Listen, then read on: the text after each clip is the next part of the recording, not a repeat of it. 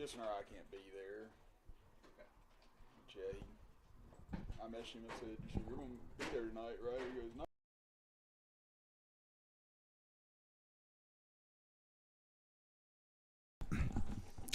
Good evening, everyone, and welcome to Ted Ellis Field here in Chapmanville, West Virginia. As we are here for the Chapmanville Tigers and Poca Dots, both teams looking for their first win of the season, as Chapmanville has come in 0-5 on the year after a tough start to the year with tough scheduling. Again, Robert C. Byrd, Charleston Catholic, Winfield, all on the docket right out of the gate, and Chapmanville's just not been able to crack the win column as of yet. Poca has struggled mightily out of the gate, again surrendering more than 15 runs against Logan in their contest the other day.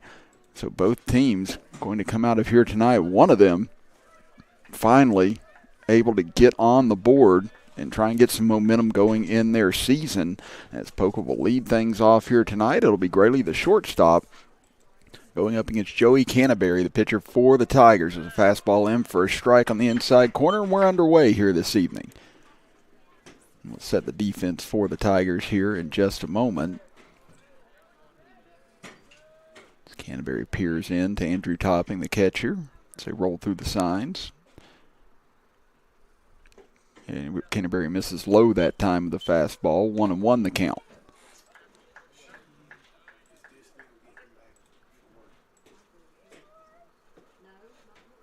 Canterbury, this one dribbled towards the left side. Slow roller finds the second baseman, fielded there, and on to first for out number one. As Topping able to make the play for the first out of the inning. And that'll bring up Christian, the left fielder.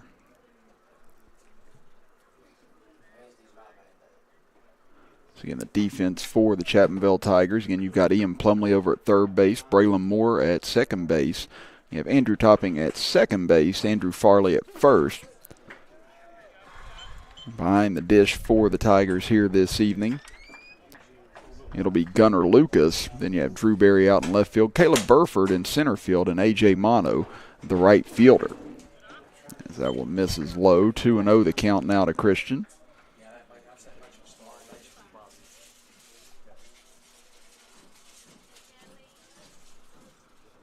As this one hammered right back up the middle, and that one will seep through into shallow center field for a one-out hit by Christian.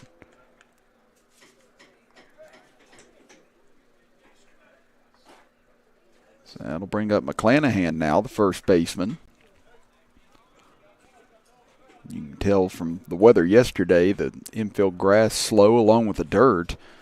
That ball was hit pretty well, but just died once it got onto the grass. So it could be hard for some of these balls to get out of the infield once they get on the dirt and the grass here today. This one not going to have much problems. It's lifted into left field, ranging over, making the grab is Berry for out number two.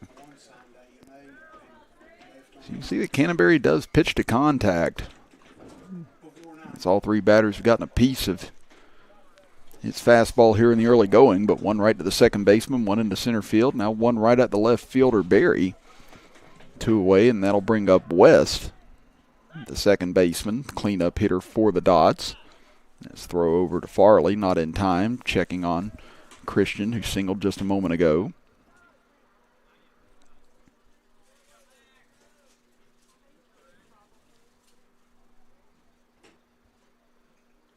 Canterbury misses high with a fastball, 1-0.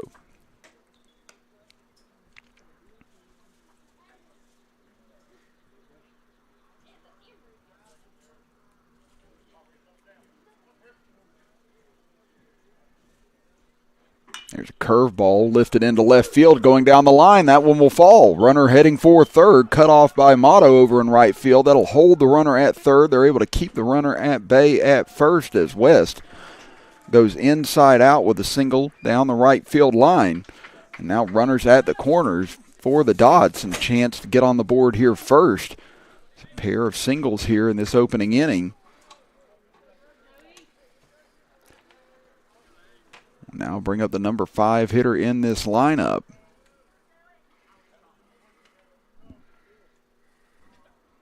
It's fastball, this one ripped foul over towards the right side. Again, that was Bonnet with the single just a moment ago. Now you have West standing in. As runner goes, swing on and miss, throw down to third, almost in time to pick him off. And now they do say in time to pick him off. What a throw by Lucas to cut down the runner at third and end the threat for the Dots here in the top half of the first inning. So despite two singles, no harm done to the Tigers as we go to the bottom of the first inning. No score yet here from Ted Ellis Field as you are watching Chapmanville Tigers baseball action with us right here on Video Productions.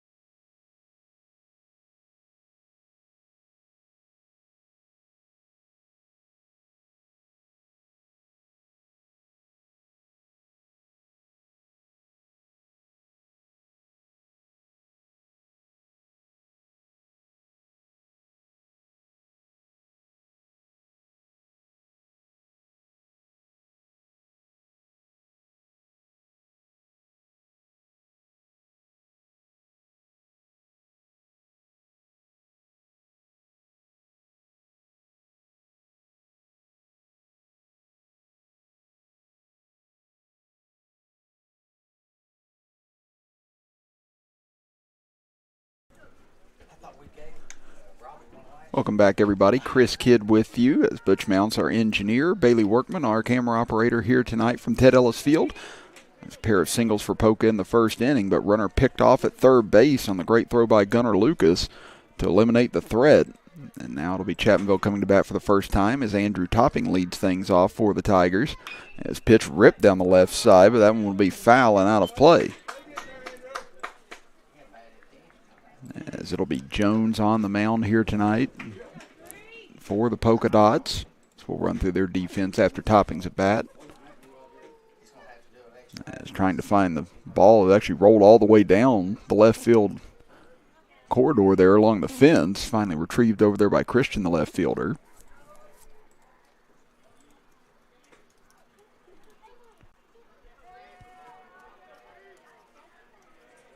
Jones winds and delivers. This one he gets Topping to reach for, lifted into shallow left side, and that one's going to fall in front of the shortstop as Grayley just lost complete track of it. As Jones has made a good pitch in order to get Topping to chase after it on the outer half, and then Grayley just retreated too much into shallow left field, and it landed in on the dirt.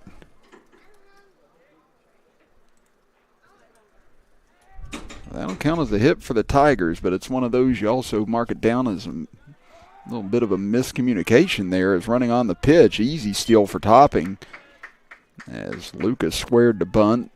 Pitch missed low, and now Chapmanville with a runner in scoring position already here in the bottom of the first inning. You have McBride at third base, Grayley at shortstop, West at second base, McClanahan at first. Jones on the mound, as we mentioned, Schneider behind the dish, the catcher here tonight. There's another off-speed pitch, misses high, 2-0. There's Christian out in left field, Bonnet in center field, and Eastep, the right fielder for the Dots. And we're here in this cool and breezy, sunny early evening in Chapmanville, West Virginia. As that pitch gets away from Schneider, and that'll be an easy stroll down to third base for Topping. Just like that, Miscommunication on a pop-up in the infield, a steal of second, and a pass ball, and Chapmanville in business here to try and take the lead right away.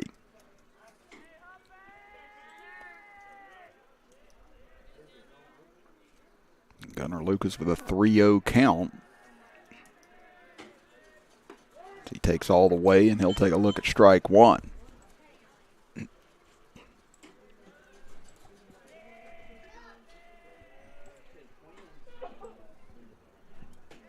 So now a 3-1 count here for Jones as he faces off with Lucas.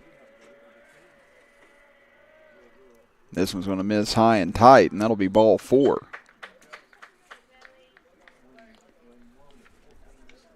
So that'll bring up Joey Canterbury now, the opposing pitcher.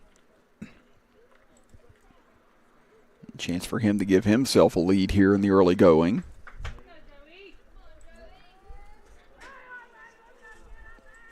He was able to pitch his way out of trouble in the first inning. Some help from Gunnar Lucas, who stands at first now. So he'll run on the pitch as that'll be taken for a strike. Throw down to second base, well off the mark, and an easy take of home for Topping. And Chapmanville takes a 1-0 lead here on the bottom of the first. And Schneider's throw, it looked like it just came out of his hands wrong as that went up more towards the second base side than it did right at second base. And Chapmanville now still with a runner in scoring position, so I'm surprised he made the throw down. That one will miss on the inside corner, 1-1.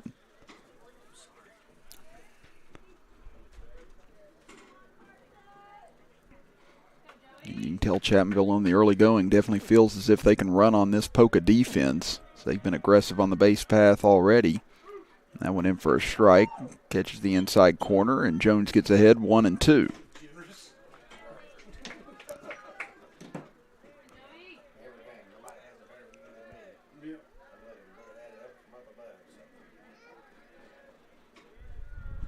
Jones rocks and delivers. This one hit towards the left side, but that one going to get out of play up against the mountainside. As a lucky spectator, will get to go and chase after the ball.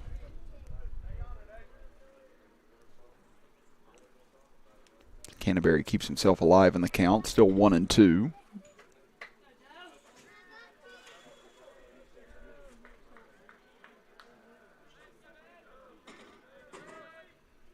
This one hit towards third base side. That one's going to get through and down the left field side. Rounding third is Lucas. He'll come to the plate. Taking a look at second base is Canterbury, but he'll hold still. And we'll see how they score that. Looks as if it'll be a hit and an RBI for Joey Canterbury, and Chapmanville leads it 2-0, still with nobody out here on the bottom of the first inning. That'll bring up Andrew Farley, the Chapmanville first baseman.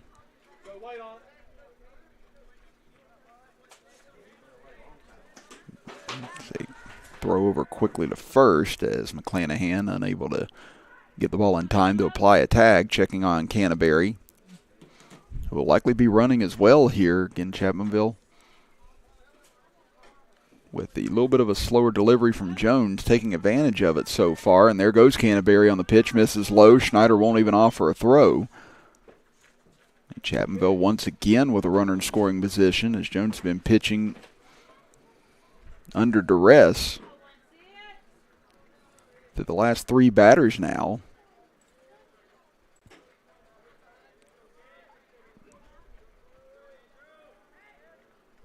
As Farley puts a charge into one into center field. Bonnet started in, now backs up, still backing up, and he'll make the catch over his shoulder for out number one. And Farley put a charge into that one. But again, this big ballpark here in Chapmanville able to hold it. That'll bring up Levi Kazee.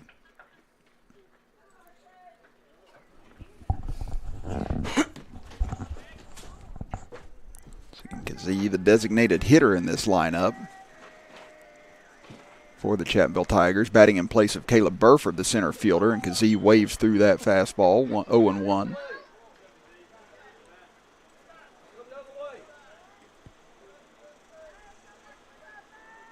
And Chapmanville with 2 runs in already this inning on a pair of hits.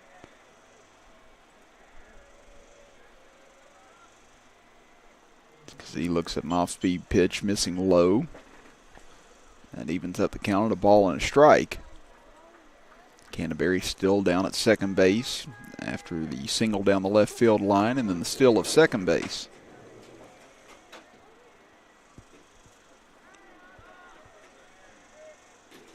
This one hit back up the middle, almost undressed Jones on that one, and then it goes right between the 5-hole of the second baseman West. Another costly mistake by the Poca infield here in the first inning, as you had Graley lose the ball on the pop-up toward shortstop, and now that one just Bill Bucknering its way right through the legs of West out at second base.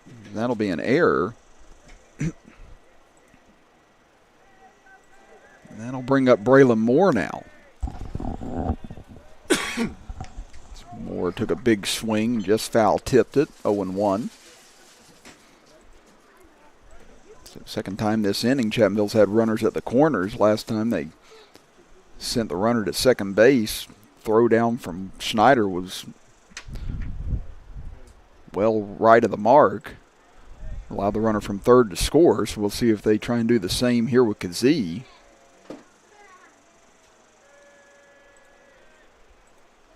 He holds it first for the time being as that fastball misses upstairs, 1-1.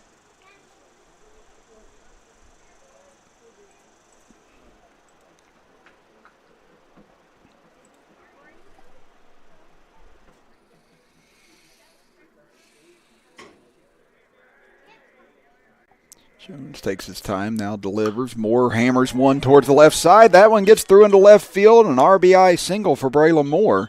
And it's now a 3-0 lead as Canterbury comes to the plate.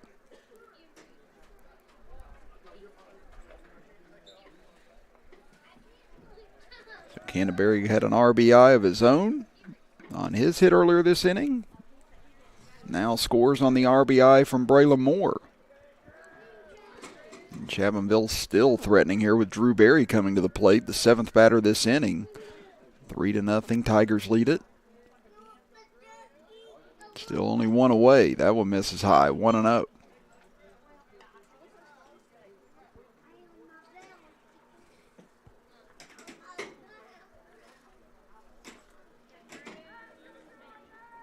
And Jones had to try and pitch around trouble all inning long as he gets that one chased by Berry, 1-1. Berry on the state tournament basketball team from just a few weeks ago. Chapmanville losing that one in heartbreaking fashion at the end of the game. Now closing out his high school career here, his senior year. There's a nice curveball, drops in for a strike, 1-2 as Jones gets ahead for one of the few times.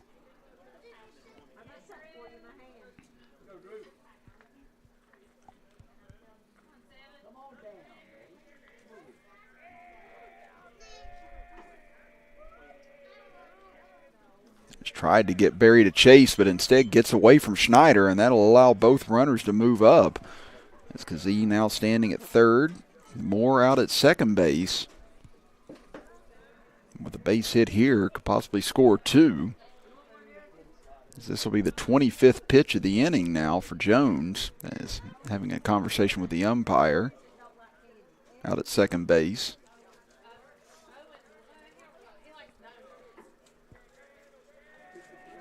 Now the count 2-2 to the Chapmanville left fielder. Berry waits on it, lifts one towards the right side. That one's going to hook and get out of play over into the Chapmanville bullpen. Berry keeps himself alive in the count. Again, with Jones not having a whole lot of velocity on his pitches, you see the Chapmanville batters having to wait back a little bit longer some of these balls to get to them, and sometimes these pitches are a little bit trickier. Again, you don't have a whole lot of pace to work with, so you got to generate your own. And he gets Berry swinging and missing as he'll go down to first base. After the ball got away in the dirt, Schneider able to deliver the throw over to McClanahan, and that'll retire Berry as that's the first strikeout of the game on either side. And now it'll bring up Ian Plumley. Plumley, the third baseman, 8-hitter in this lineup. Looking for another pair of runs if he can drive in. Both Kazee and Moore standing at second, third, and respectively. Hit towards third, knocked down over there by McBride. Long throw, hit, skips once, and into the glove of McClanahan for out number 3. So Chapmanville scores 3 runs on 3 hits, along with 1 Poca error here in the bottom of the first inning, and they lead it 1-0 as they look to get their first win of the season. We'll be back after this as you are watching Chapmanville Tiger baseball action here on Video Productions.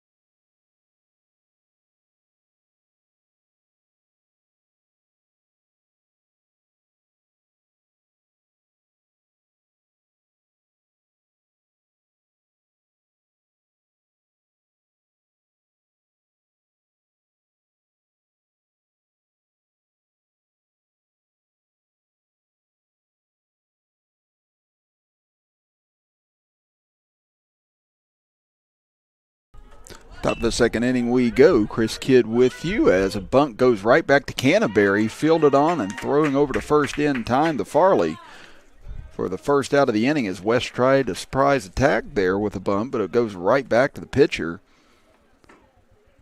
for the first out. And that'll bring up McBride now, 6th batter in the lineup for Poca. Canterbury misses low with a fastball, 1-0.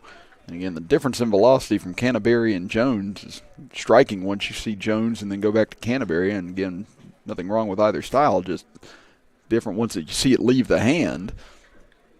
As that fastball misses as well, 2-0. Again, Butch Mounts, our engineer and executive producer of Video Productions, with us here tonight. As Bailey Workman, our camera operator. That one will miss as well, 3-0. Canterbury only on his 15th pitch after that delivery. 27 issued by Jones in the first inning. And that time he's able to find the strike zone as he pumps one in for a strike. So we'll see if McBride attempts to take again here. As Poca was able to get a pair of hits in the first inning, but left both runners stranded. Now it'll be the first walk of the game issued by Canterbury.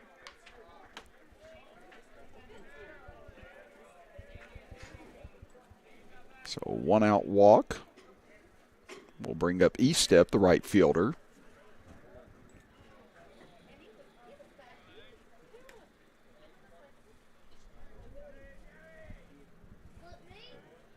Had some cloud cover move in now. The sun disappears, the temperature's dropping. They bunt again, and it goes right back to Canterbury again. Goes to second for 1, and losing it on the transfer to his hand was Moore that time. Don't think he would have had a play on Eastep anyway. As the runner down at second base. Give it to McBride. He tried to sell it, saying he lost it out of his hands, and now Poca will come out to argue the call, but it just looked like Moore lost it as he was trying to transferred out of his hands, so I don't believe that Poca is going to have much of an argument here, as Moore had clearly made the catch and then was just trying to get it out to try and turn the double play. But we'll take a look at it here again on our Chick-fil-A instant replay. As you can see, the catch was clearly made, and as he was flipping it to his hand, it ends up coming out dislodged. Just didn't make a clean transfer on it. But it appears the call stands as made. That'll be the second bunt attempt for an out this inning by Poca. They've given Canterbury a little bit of drill work off the mound. Now it'll be Legg, the designated hitter, standing in as Canterbury snap throw over to first. Not in time to get E-step.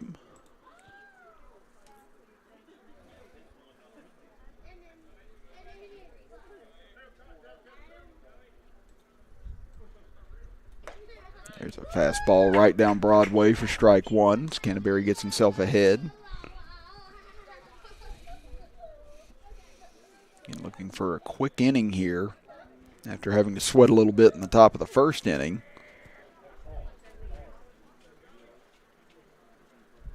This one hit us mile high into the air. Leaves our view of the press box. Farley ranging over and makes the grab for out number 3 as near collision there along the first base line with with Legg rather, but nothing doing for Poca here in the bottom of the top of the second inning. So we'll step aside and be back after this as you are watching Chapmanville Tiger baseball action right here on Video Productions.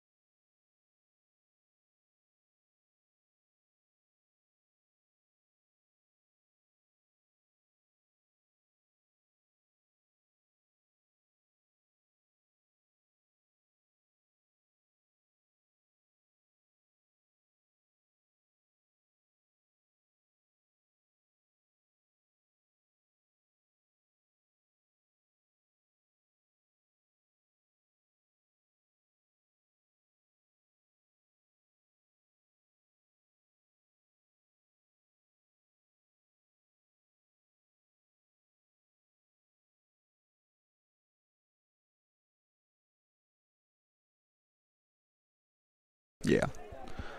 Bottom of the second inning we head. Chris Kidd here with you. Bailey Workman, our camera operator. Butch Mounts, our engineer, here this evening from Ted Ellis Field as Jones' first offering misses wide of the mark, 1-0.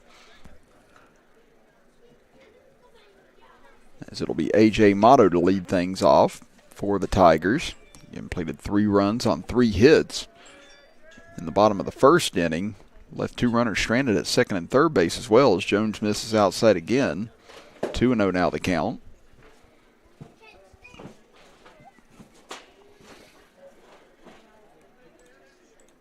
So it'll be the 9, 1, and 2 hitters here for Chapmanville.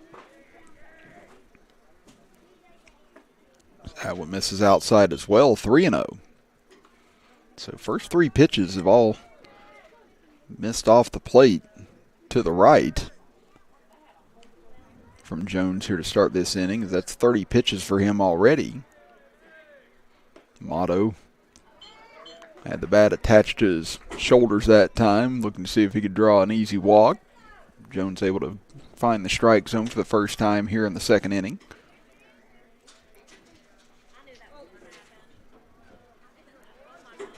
Nice 3-1 delivery. Comes down the middle. Motto lifts it into shallow center field. Coming on, though, is Bonnet, and he'll make the grab for out number 1. Good battle back by Jones that time, able to come back from 3-0 down to induce the out, and that'll bring up Andrew Topping as they go back to the top of the order. You see it here in our Chick-fil-A instant replay. And Bonnet in good position that time. You notice the outfielder's playing a little bit more shallow now that we see just how slow the grass is here this evening. As we said, some bad weather yesterday, rain throughout the day, and with it staying cooler temperatures, not much of a chance for all of that weather to be absorbed here, so you can see that the dirt and the grass slower this evening.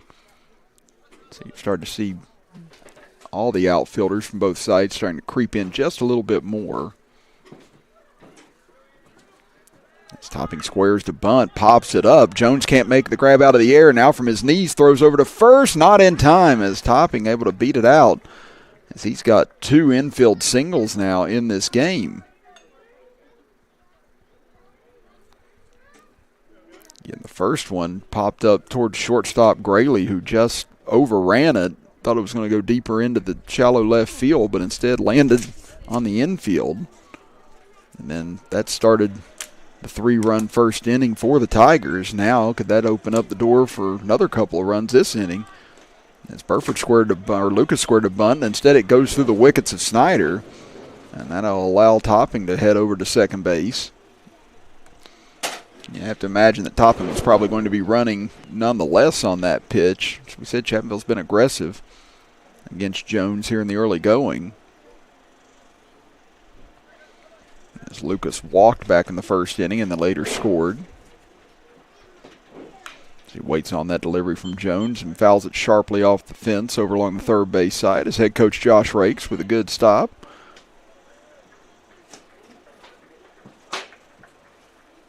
He gets a little bit of an ovation.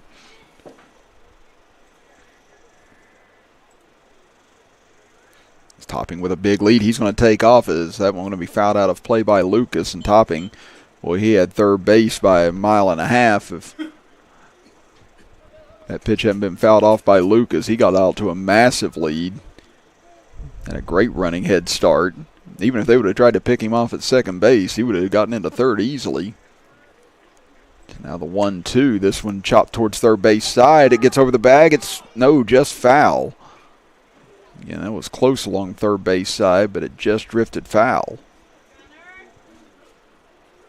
So Lucas definitely getting around on these pitches from Jones just a tad early. He's fouled the last couple off the third base side. Here's another 1-2 pitch. This time he goes inside out into the right field side, and that'll be a hit. Rounding third is Topping. He'll come to the plate, scoring his second run of the game, and the Tigers lead it 4-0. Good piece of hitting there by Lucas. Again, realizing that he had fouled it off a few times towards the left side, just getting out in front of it, waited a little bit longer on that pitch and able to rip it towards the right side in between first and second base. That'll bring up Joey Canterbury. He had an RBI single down the left field side his first time up. He squares to bunt. Pitch misses low. Stopped by Schneider, but no chance to throw Lucas out as he'll get into second base easily. And Chapmanville just continues to apply pressure to both Jones and Snyder.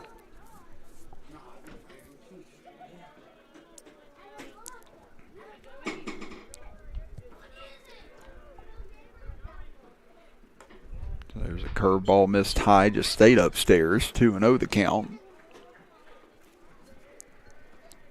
Again, both these teams coming in here tonight winless, looking for their first victories of the season, and Chapmanville's gotten off to a hot start.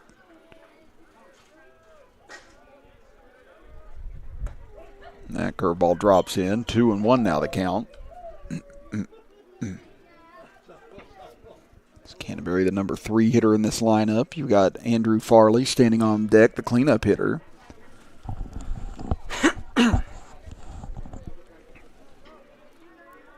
Lucas out to a good lead at second. That one's going to miss off the plate. Count 3-1 from Jones now. To the Tigers pitcher.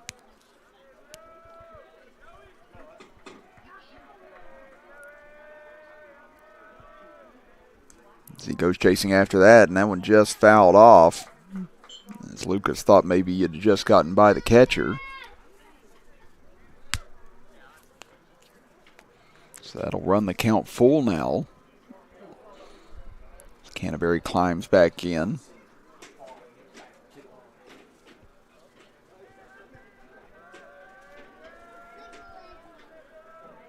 Lucas not running on the pitch, and that one fouled off by Canterbury. Kind of like Lucas, he's just been mistiming a few of these pitches from Jones. Lucas was able to right the ship and rip one into right field just a moment ago for an RBI.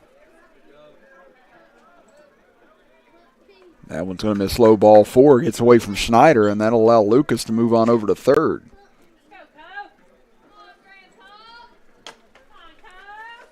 So runners at the corners now for Chapmanville and Andrew Farley, who flew out on a sharp hit ball into center field back in the first inning.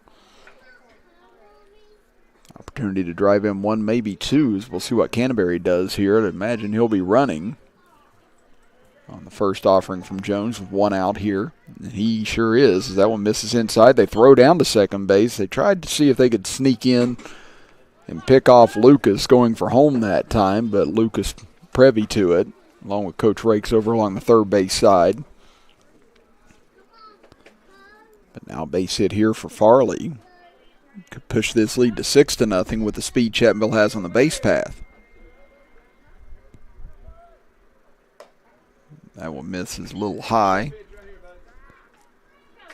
And again, to miss high to Andrew Farley is a tough task. Again, big kid. I have him in class, very gentle kid, gentle soul, very funny kid. Just one of those people you love to have around. And that time he gets caught on the inside of the hand. And that'll be a hit by pitch, and that'll load the bases now for Chapmanville. So Levi Kazee, he reached on an error back in the first inning. Now an opportunity to try and bust this game wide open if he's able to find the right pitch, as Poca's now going to have a visit to the mound to talk with Jones. So we'll see if he'll continue on or not here.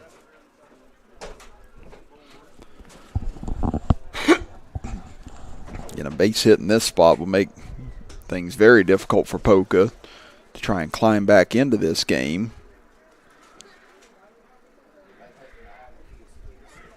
And now Jones will stay in here after throwing 48 pitches thus far.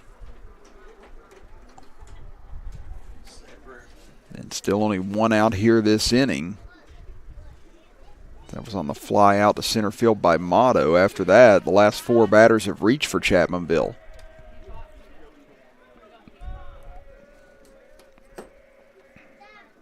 As Kazee waits on it, hits it towards the left side, but that one's going to get out of play. Count 0-1.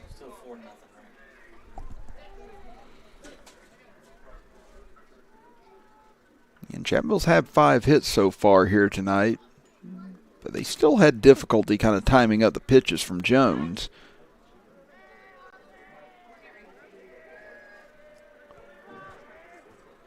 And there's a swing and a miss as Kazee tried to wait on it, but waited a little too long, and now he finds himself behind 0-2. You got Braylon Moore standing on deck.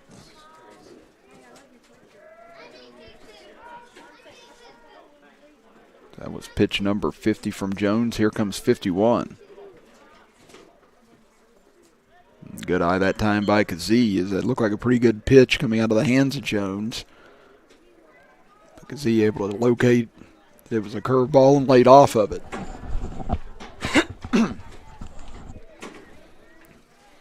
So now here comes a 1-2 offering. Strike 3 called as Jones able to get that curve to drop in, his second strikeout of the game. And a big out there for the Dodds. The bases still remain loaded, but that brings up Braylon Moore. He had an RBI single to left field back in the first inning. Now bases chucked full of Tigers with 1 run in already this inning. That one will miss low and a little bit of a friendly hop that time.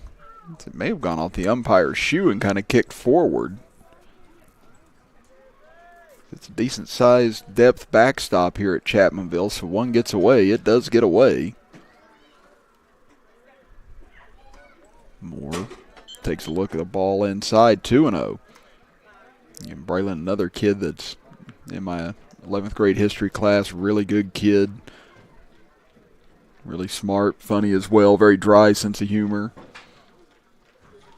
We're talking about the game today along with Andrew when I had them in class. That'll miss inside as well, 3-0. So Jones now in danger of walking in a run. He's got nowhere to put Moore. So we'll see if Moore gets the green light at all here at 3-0. He does not, and he'll take a strike, 3-1.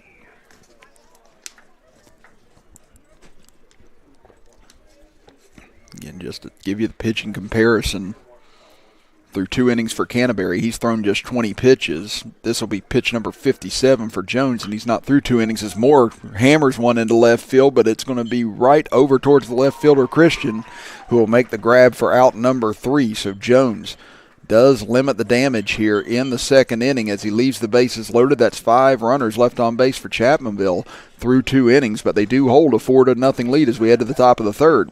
We'll be back after this as you are watching Chapmanville Tiger Baseball here on Video Productions.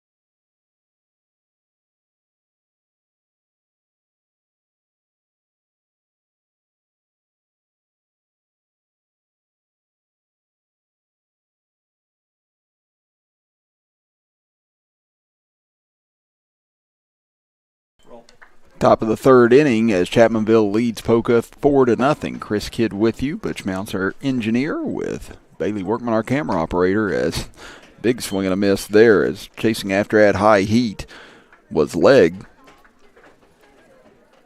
That'll be a quick 0-2 count to the designated hitter in this lineup as this time he's able to get a piece of it. Lifts it out of play to the right.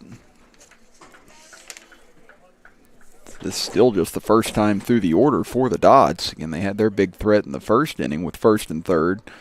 Had the runner thrown out on a quick throw by Lucas. Catch him dancing off the bag a little too far.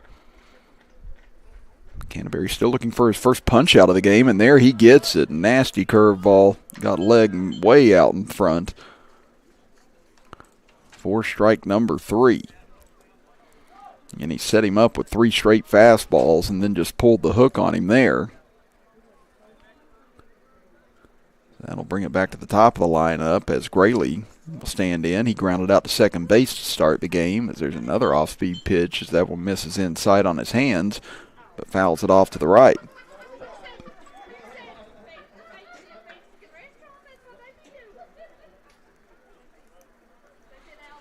So here's the 0-1 fastball upstairs, gets Graley chasing at 0-2, and you can tell that Canterbury's starting to find a rhythm now. He's working quicker, more confident in his delivery. Bam. What a pitch on the outside corner, just hitting his location left and right now. And he just froze Graley like a statue in a museum on that pitch. So back-to-back strikeouts to start the top of the 3rd inning, and that'll bring up Christian, who has one of the 2 hits off of Canterbury. Singled to center field, but then he was the one picked off at 3rd base to end the top of the 1st inning. The wind's starting to pick up now. The temperature's starting to cool a little bit more and more.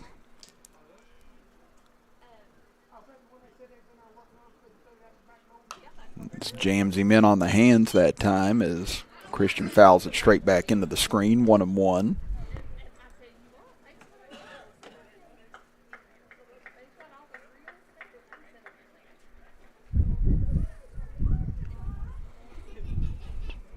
Canterbury winds and delivers. That one's going to get away from him, misses off the plate, 2-1.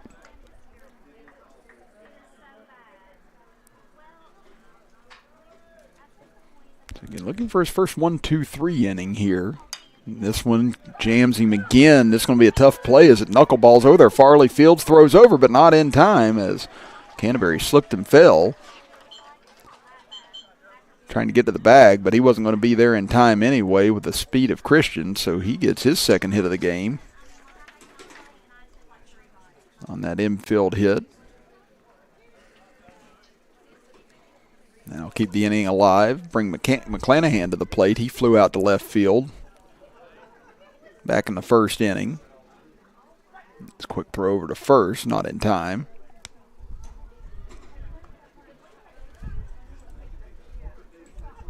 Again, Canterbury threw a great pitch there to get Christian out. He jammed him so much, it just created so much spin off the ball as this one hit a high in the air to shallow right field. Motto charging on, and he'll make the grab for out number 3. So 3 innings of work for Canterbury and just 32 pitches in order to keep Poca off the board so far here tonight. We'll step aside and be back after this as you are watching Chapmanville Tiger baseball action here on on Video Productions here tonight.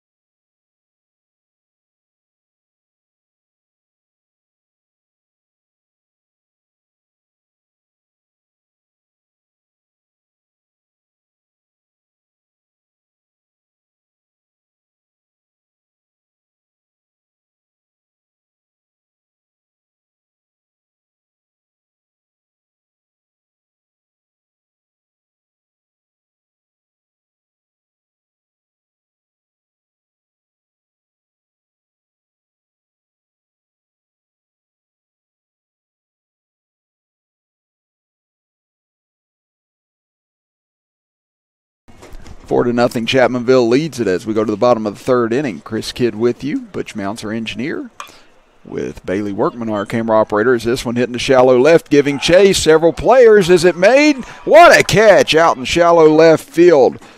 My goodness, what a chase put on there by Grayley. And in order to retire Drew Berry to start the bottom of the third inning, as Berry caught it off the inside of the bat and giving chase with Grayley. It was going to land in no man's land, it appeared. And what a grab by the shortstop for the first out of the inning. Phenomenal grab. Now Ian Plumley takes a strike on the outside corner, 0-1. And Jones, who's had to suffer through stress test after stress test so far today, he loved nothing more than a nice quick inning here after Canterbury was able to get a couple in a row now. That one lifted foul and back out of play, 0-2 the count. It's Plumley grounded out to third base to end the first inning. Chapmanville left runners at second and third base that inning, left the bases loaded last inning with one out, and there's strike three called as Plumley didn't appear to agree with it. Thought that came in a little high, but that's going to be the third punch out of the game now for Jones. That'll bring up A.J. Motto. So again, neither side's had a 1-2-3 inning yet tonight. Canterbury came close in the top half of the inning. As Motto flew out to center field his first time up, catches this one on a chopper. It's going to be a tough play. Grayley fields, but Motto's going to beat it out. As we said, this grass slow as day right now, and the throw gets away, and that's going to allow Motto to advance on over to second base. Throw gets away over into left field, but backing it up is Christian as Motto gets an infield single. That is, you get something on the ground here tonight, it's just going to be a really tough play for any of these infielders, as it'll bring things back to the top of the order with Andrew Topping. Topping has a pair of infield hits tonight. First inning popped up to shortstop, but Grayley lost sight of it, and he was able to reach. And then in the third inning, was able to bunt his way on and beat out the throw. Chapmanville looking to try and steal another run here if they can with a base hit. After it looked like Jones is going to work through the inning quickly. Runner goes. This one hits sharp out towards Grayley. Off his hands. That one knocked down, but the runner's going to run home all the way to the plate and score on the infield hit. A.J. Motto able to get his own infield hit. The errant throw to first allowed him to advance on, and Topping with his third infield hit of the game now picks up an RBI to make it 5-0 Chapmanville. So the Tigers score a run without the ball ever leaving the infield on those two hits, and that'll bring up Gunnar Lucas. It's 1-for-1 tonight, walked in the first inning, and an RBI single into right field his last time up, as running all the way was Topping. Even if that pitch would have been right down the pipe, Topping's had such good speed and good jumps here tonight. I don't think Schneider would have had much of a chance at all to throw him out, so once again runner in scoring position. And running for third now, and again Topping able to get in easily as he continues to pad his stolen bases stats here tonight.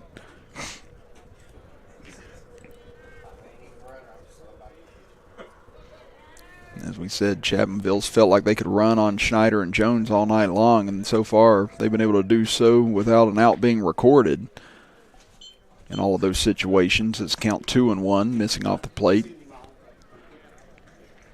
Yeah, you're kind of debating it up here in the booth. Should they Ellie De La Cruz it here with Topping, see if he could steal home as well? Why not?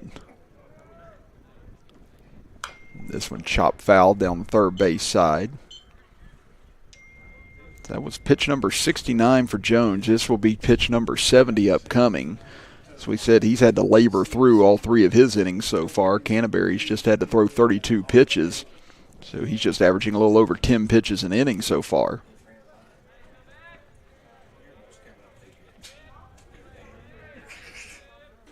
This one hit hard into left center field, dropping fast, and it is going to land. That'll be an RBI hit for Gunnar Lucas, his second RBI of the evening. And Chapmanville now holds a 6-0 lead here in the bottom of the third inning. So again, it was looking hopeful for Jones that he was going to get out of here with a quick 1-2-3 inning. Had a pop out on a great defensive play by Graley, a strikeout, and then had that slow chopper out toward short that Motto hit that the grass just ate alive. And now it's led to 3 straight hits here for Chapmanville. As Canterbury squares the bunt, pulls back, and Lucas will take second base. And at this point, Snyder's not even been offering throws down against this Chapmanville speed.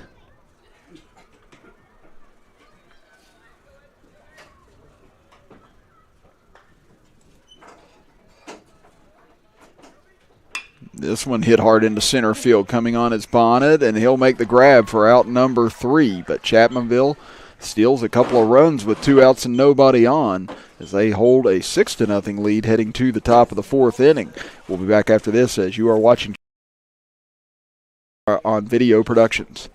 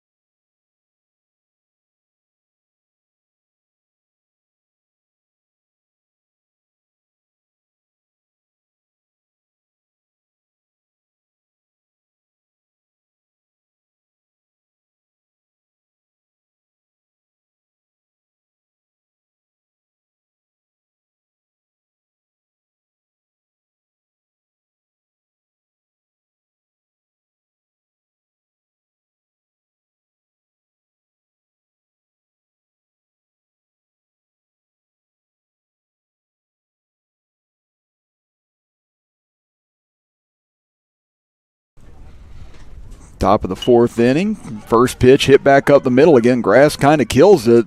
Roll around, throw by Moore. Not going to be in time in order to throw out the base runner. That'll be an infield hit for Bonnet to get things started here in the top of the 4th. Chris Kidd here with you this Wednesday evening, right before Easter weekend, with Bailey Workman, our camera operator, Butch Mounts, our engineer, as there's a fastball in for a strike on the inside corner to West, 0-1. As West tried to bunt his way on to start the 2nd inning, but bunted it right back to Canterbury for an easy out. So he'll fire over quickly. Check on Bonnet, but he'll hold still. Again, that's the 2nd hit of the game for Bonnet. So 4 hits here tonight, all been made by 2 players for Poca. Christian with 2 hits, and now Bonnet with 2 hits. Squaring to bunt. This is going to be well executed up the right side. A little miscommunication on who's going to field first, but Canterbury just runs over and tags West out himself. So Poca trying to find a way to manufacture a run here and get a little momentum, as Chapmanville scored in each half of their inning so far. 3 runs in the first, 1 in the second, 2 in the third. Both teams trying to get into the win column for the first time this year. Chapmanville at 0-5, but in control at the moment. Fastball misses away, 1-0. McBride walked back in the second inning, but was later stranded on the base path as Lucas and Canterbury now going to have a little conference.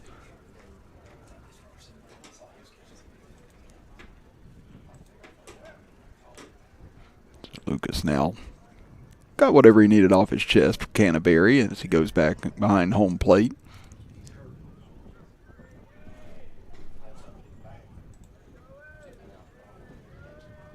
Chapmanville trying to keep Poca off the scoreboard here. And that fastball just missed a little low, the umpire says. It's count now 2-0.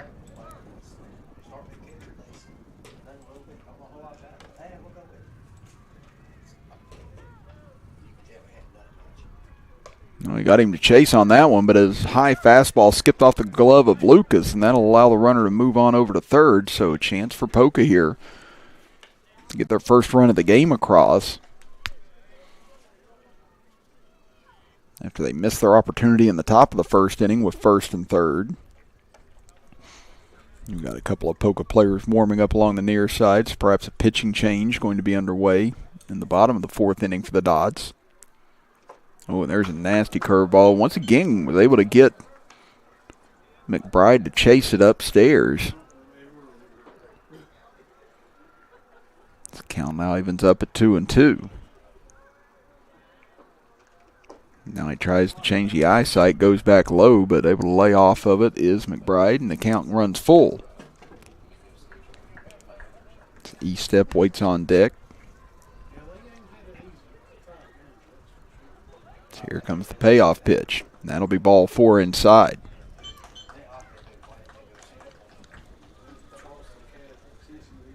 So that'll be the second walk given up of the game by Canterbury. Now E-Step will stand in. And E-Step also tried to bunt his way on his first time up, but also bunted right back to Canterbury as they throw over to first just to try and check on the intentions of McBride, but he's able to get back easily. And a leadoff infield single for Bonnet. Let's create this threat for Poca as E-Step gets jammed on the inside of his hands and fouls it back into the screen.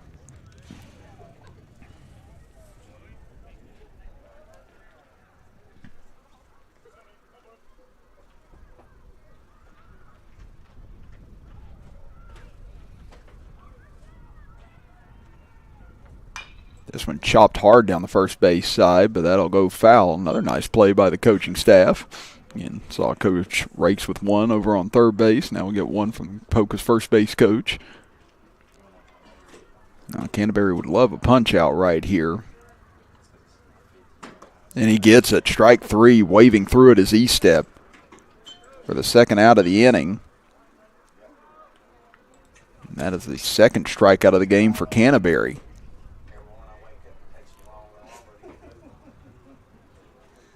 Now the last chance perhaps for Poca here this inning. Get a run across. Lies in the hands of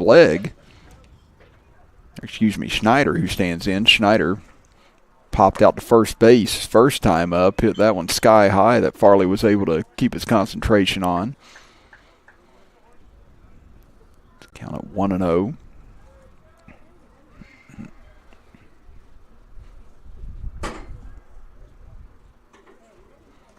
2-0 now the count. So again, Canterbury had good control last inning.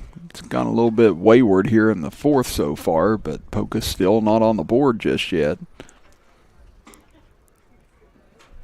So look to change out balls after that one rolled around in the dirt. And now Coach Josh Rakes, slowly but surely, making his way out towards his catcher Gunnar Lucas. Maybe talking about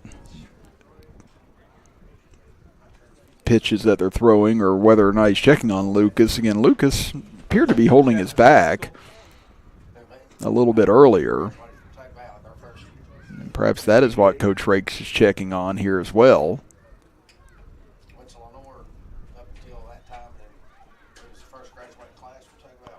But again, if you're a coach or you've ever been a coach and you ask a player how they're feeling or if they're hurting, you're likely not going to get a honest answer, even if there is something hurting, as that one chopped in front of home plate. Lucas lets it roll foul wisely, as they wouldn't have had a play on Schneider over at first.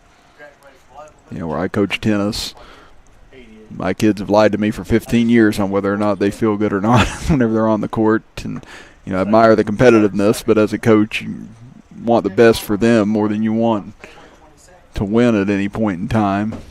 I think most of us keep the perspective that at the end of the day, it's just high school sports. Now the 2-1 count. Curveball misses upstairs, 3-1.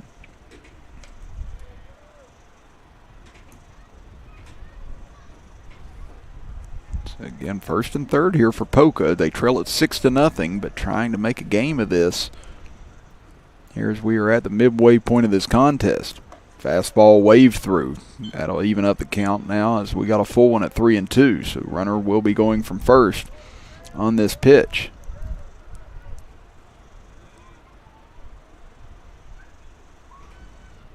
Canterbury trying to keep Poca scoreless here through 4 innings of work. Here comes the 3-2. Misses high, ball 4, and now snap throw to third, but able to get back is Bonnet.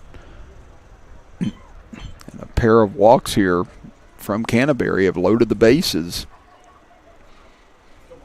That'll bring up the number 9 hitter in the lineup. Now the designated hitter, Legg.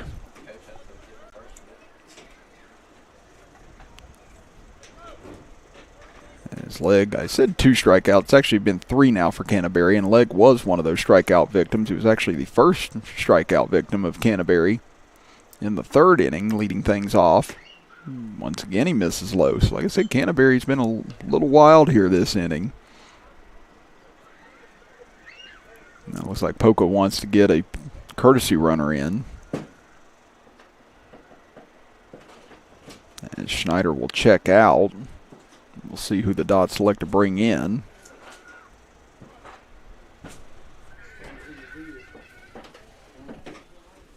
And now you're going to get Trey Dalton coming out to the mound here to talk with the rest of the infield. As it'll be Aldridge checking in to courtesy run. And it looks like Trey Dalton just wants to talk things over here with both Lucas and Canterbury. And again, Trey Dalton helped lead Chapmanville to their last state finals appearance several years back. Great left-handed pitcher for the Tigers on that run.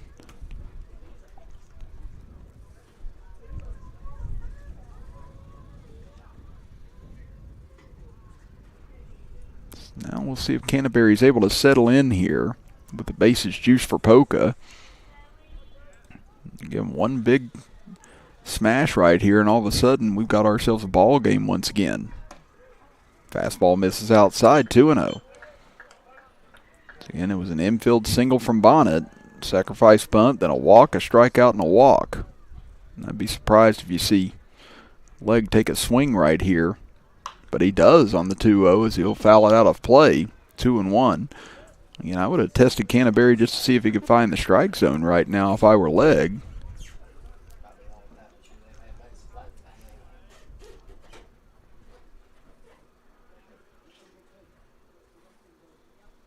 Again, that one misses low, and that one gets away. This is going to score a run for Poca, and it is now 6-1 in favor of Chapmanville on the wild pitch. Again, that one just never really had a chance getting to Lucas. That'll put runners at first and third. Again, not sure why Aldridge didn't take off that time over at first base.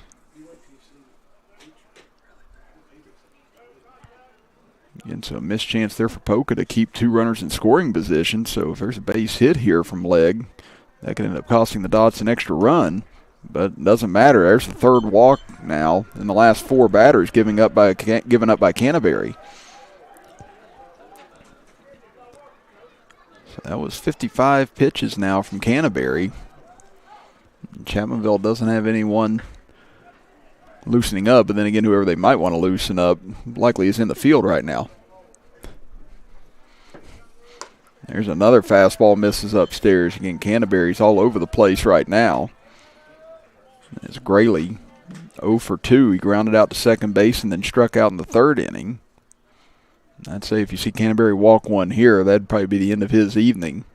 There he's able to find a strike when he needs it, 1-1. Graley kind of hopped out of the batter's box that time, possibly feeling like that was my pitch to hit if I'd have taken a rip at it. That one misses and skips away. Lucas able to keep this one within eyesight, though. Right now, Chapmanville's gifted this inning to Poca. They've only had one hit, but now 3 errors, a couple of wild pitches.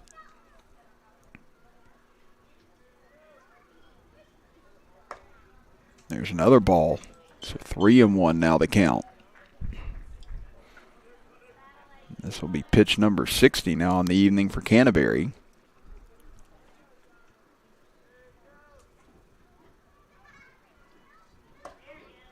That one in for a strike. Graley thought he might have had ball 4. At least he tried to play it off as if he did.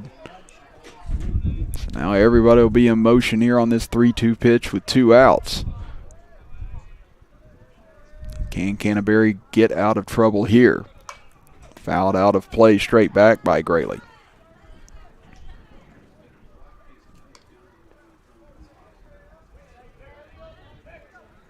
So we'll do it again here. 3-2 still the count. Again, a 5-run lead for Chapmanville, but Poca knocking on the door to try and close the deficit here. A base hit would definitely do that. If not, you've got McClanahan, or Christian rather, standing on deck, who's 2 for 2 tonight against Canterbury. That'll be ball 4 outside, and Canterbury has now walked 4 of the last 5 batters he's faced. And that'll likely be it here tonight for Joey Canterbury as Josh Rakes out of the dugout. Looking to make a pitching change here after 62 pitches on the evening for Canterbury. So he'll exit, giving up 2 runs on 4 hits here tonight. As we'll see who Chapmanville likes to go with. Looks like it may be Andrew Topping who's going to be taking over. So while he warms up, we'll step aside and be back after this as you're watching Chapmanville Tiger Baseball here on Video Productions.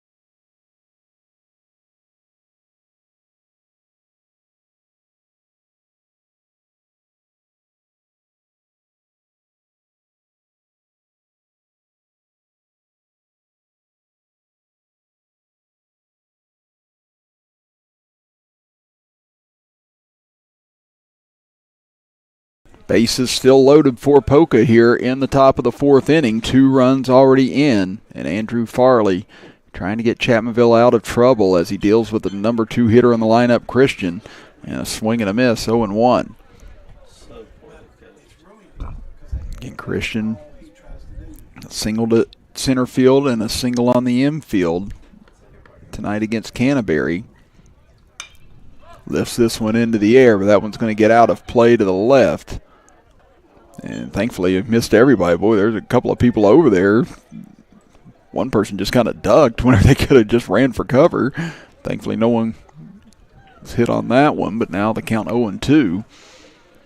Again, it's been 4 walks and 5 batters, which has kind of introduced this situation, but now Farley can close the door on it here. Misses outside with a fastball, 1-2. But Christian does represent the tying run now for Poca. As Canterbury takes over at first base to just a position switch for Chapmanville. As Christian held up on that pitch as it just missed inside, and the count now at 2-2.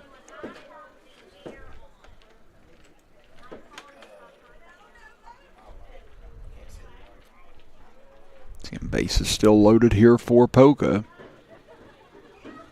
This one ripped into right field, and that'll be in for a hit as 1 run will score. Motto up with the ball, throws and holds the runner at third, and base is still loaded here for the Dots in the top of the 4th. It's Christian now 3 for 3 here tonight. Again, that run will be accounted to Canterbury's total.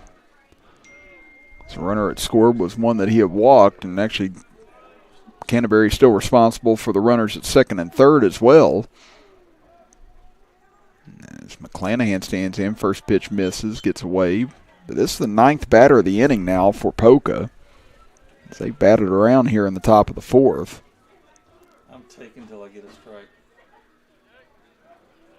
All day long. Chapmanville's been in control of this game easily through 3 innings, but now all of a sudden Poca right in the thick of things as that one misses inside, 2-0. As we said, it's just been 2 hits this inning. You just saw one of them, but Chapmanville, it's just been self-inflicted wounds. This one chopped on the infield, right at Plumlee. He bobbles it, comes up with it, fires to first, not in time, and another mistake for Chapmanville here this inning. Allows another run to cross, as that'll be an error.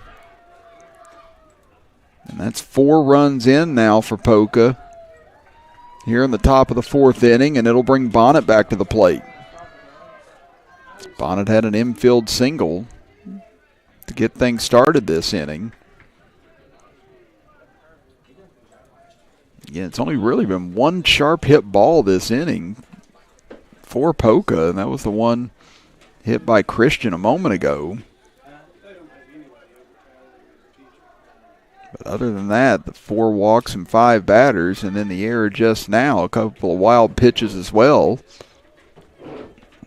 Have allowed the Dots now to put the tying run at second base, the go-ahead run over at first base. Bonnet's 2 for 2 tonight, single to right field, and as we mentioned, had the single on the infield to start the inning. There's a good fastball from Farley as he catches Bonnet looking, 0-1.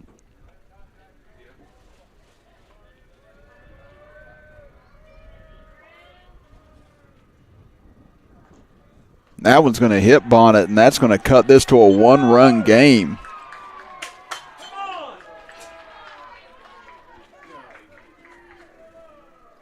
So again, the wheels have just come off for Chapmanville here in this 4th inning. And that'll bring up West, who had a sacrifice bunt. When it appeared that Poca was just trying to scratch across a run, trying to get things going earlier this inning. Well, they've done that and then some now. It's West is the 11th batter this inning. And that was just a defensive swing as it goes right back to Farley. He'll underhand throw it over to first Canterbury, and that will end the top of the 4th inning as 5 runs cross for the Dots. And all of a sudden, we've got a 1-run game again as Poca, once again, arguing a call here. And I think he's trying to say that it hit off of his batter's leg. West as he was trying to go to first, but doesn't appear as if he's going to be satisfied with the call. But Poca has cut this down to a one-run game as we go to the bottom of the fourth. We'll be back after this as you are watching Chapmanville Tiger Baseball here on Video Productions.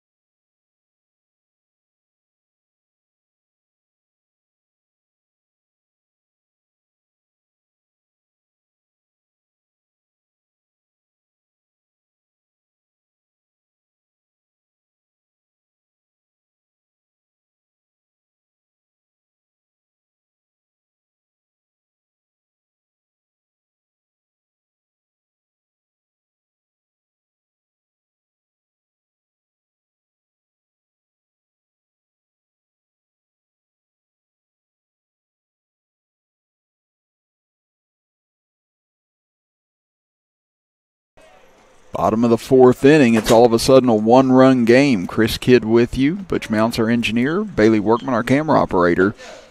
As new pitcher in here for Poca, as they put the lefty on the mound, McClanahan, been playing first base.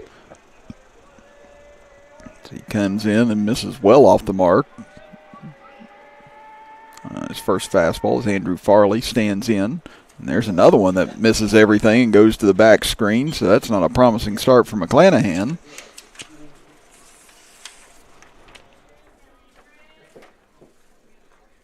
As Farley tonight flew out to center field and was hit by a pitch his last time up.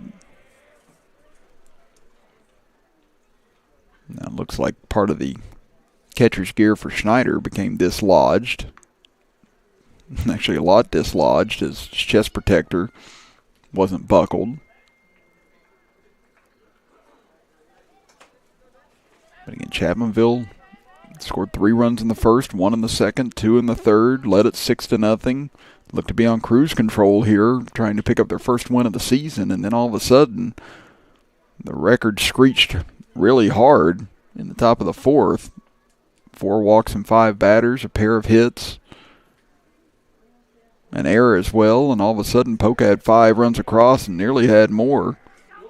As they left bases loaded last inning, as Farley came in relief.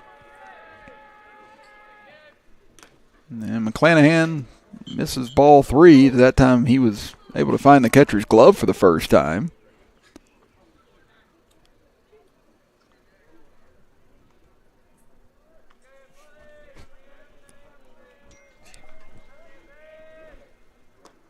As Farley taking all the way, and McClanahan pumps in his first strike, so 3-1 the count.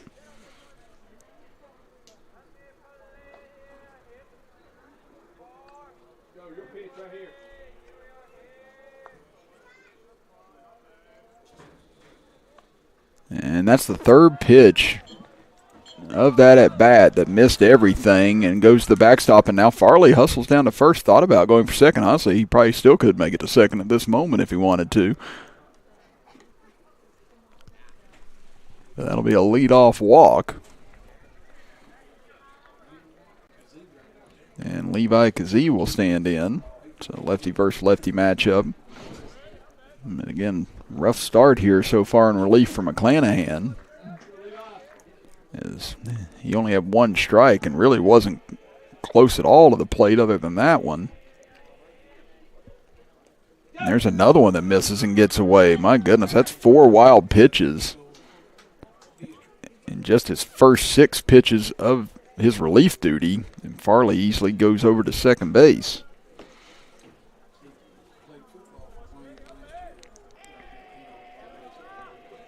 Now, could see a similar situation for Chapmanville this inning as we saw with Poca last inning. Just basically wait and see if pitcher can throw strikes, as Canterbury lost his control. And McClanahan so far has really had his control come into question by the Chapmanville batters. There he just took something off of it and dropped it in. That's probably the best thing for him at this moment, just to see if he can find a rhythm, find the plate, and at least make Chapmanville have to earn their way on, or earn their runs if they're going to get any this inning. That one misses and gets away again, as Farley ends up over at third base now.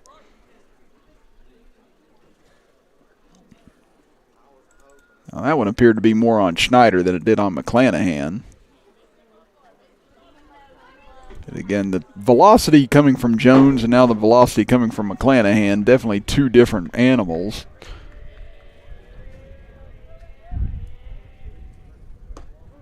That is ball 4 outside, I believe. No, they called that a strike? Okay, well 3-2 now the count. So a generous strike zone for McClanahan. And that one gets away. Ball 4. And that'll allow Topping to score from third, and Chapmanville now takes a 7-5 lead as back-to-back walks to start the bottom of the 4th inning. And I believe to my count now 6 wild pitches. Brings Braylon Moore to the plate. He's 1 for 2 tonight. Had an RBI single in the first inning and flew out to left field. In the 3rd innings, they throw over to first. Is Kazee able to get back?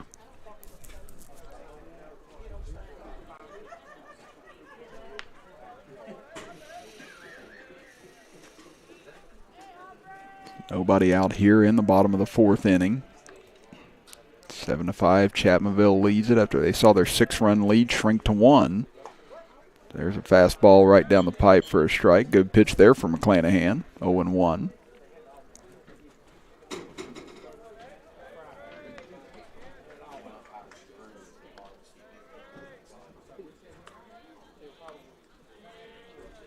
McClanahan keeps shaking off signs from Schneider. doesn't like what he's getting. Now he finally does, and now they're going to get time here. So again, they can't seem to get on the same page, he and Schneider, as with all the wild pitches and drop balls behind home plate here this inning. It's just been a wild ride for those two through these first 12 pitches. And there's again a miscommunication as that one's dropped and gets away, but Kazee doesn't make the attempt to go to second base. In the second half, it was 39.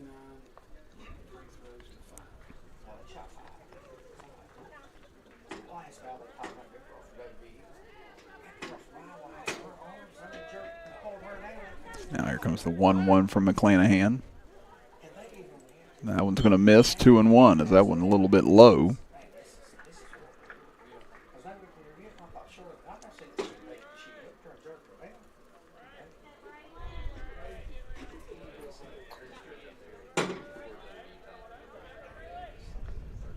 That one misses and gets away now because he will take off for second base. Schneider's throw won't be in time as that one skips and gets away into right field. But Kazee content with second base. And the count now 3-1, and McClanahan on the verge of walking his third straight batter to start the inning. And it looks like Schneider's shaken up a little bit after that. Last pitch got away. Like I said, these two just have not been on the same page since McClanahan's come into the game here. That one hammered foul over towards the right side by Moore. The count now full at 3-2.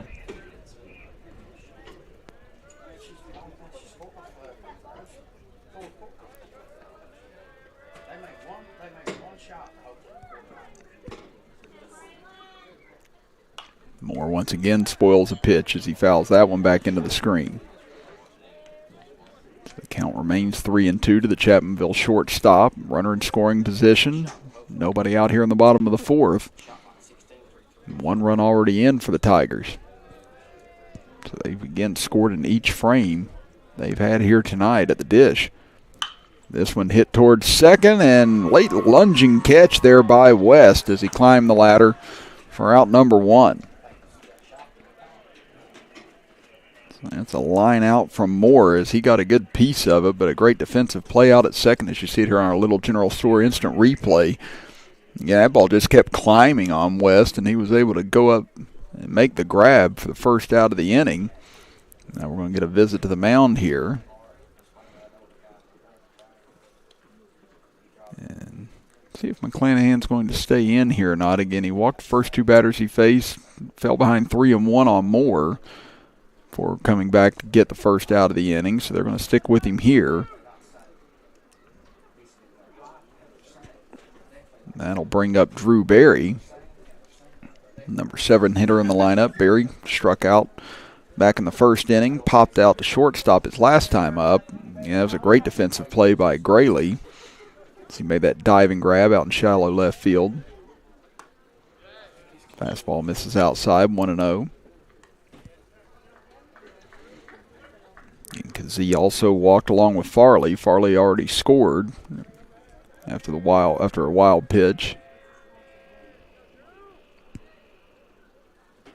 Swing and a miss, and now McClanahan starting to find the zone and maybe starting to find a rhythm here after a really rocky start here in his relief duty. And able to battle back and get the out on Moore. That one misses inside, 2-1 to Berry.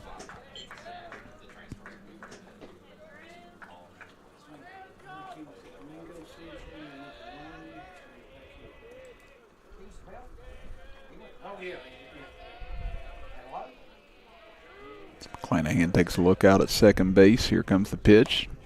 That's going to miss outside.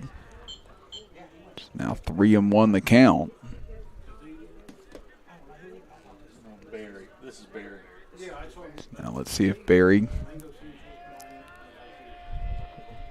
gets the green light with the count at 3-1.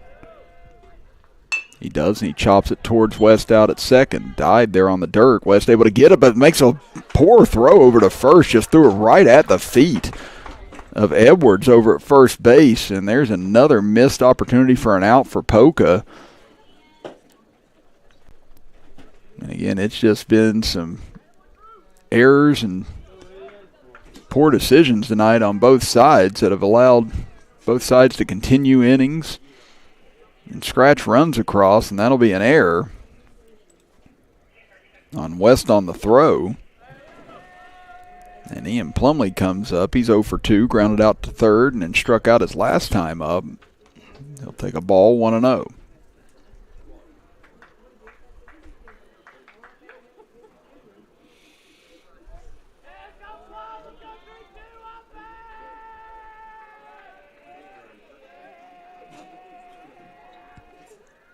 That one comes inside. It's Plumley just able to get out of the way of it.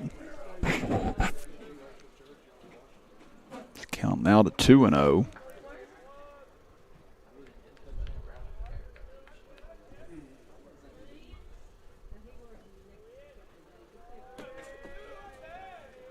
Now the runner will go from first, and they'll be able to take second base easily will be Barry. So now you got two runners in scoring position, second and third with one out, but they count 3-1 to Plumley. So McClanahan's reached 3 balls on every batter he's faced here. He's walked 2, and 1 reaching on an error, and was able to get 1 out. That'll be strike 1 on the inside corner.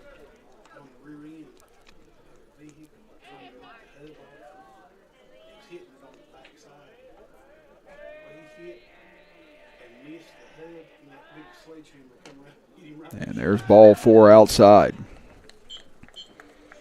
So 3 walks given up this inning. Chapmanville has not had a hit so far this inning. Haven't had a reason to have a hit as they've been put on base by McClanahan throughout, along with the error from West after West made that great defensive play at second, and that appears to be it for McClanahan on the evening. So Poca will go with their third pitcher of the night now, with the bases loaded and 1 out, and A.J. Motto getting ready to come to the plate.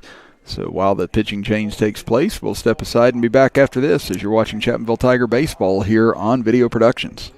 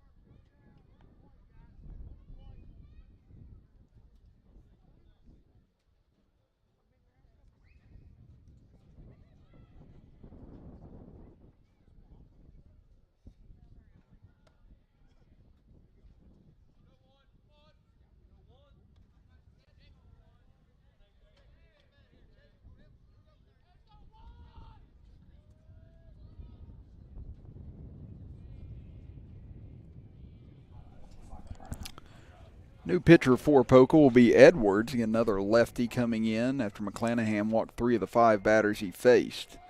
And immediately time called. And we're going to get a balk, it appears. So a balk called on Edwards on his first pitch, and that will allow a run to score as Kazee comes in and the runners move up to second and third. And it is now 8-5 in favor of Chapmanville. And Chapmanville led it 6-0. Poca scored 5 runs in the top of the 4th, and now Chapmanville has gotten 2 back here in the bottom of the 4th. His first pitch misses from Edwards, 1-0. His motto is 1 for 2 tonight. Flew out and singled on the infield his last time up.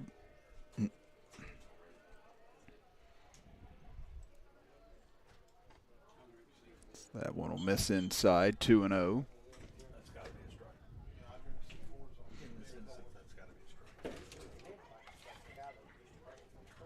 Chapmanville with a chance to re-widen this lead with a hit, but they've scored 2 runs this inning without putting the ball in play as of yet. Again, 3 walks. Well, actually, they did put 1 ball in play, and it was an errant throw.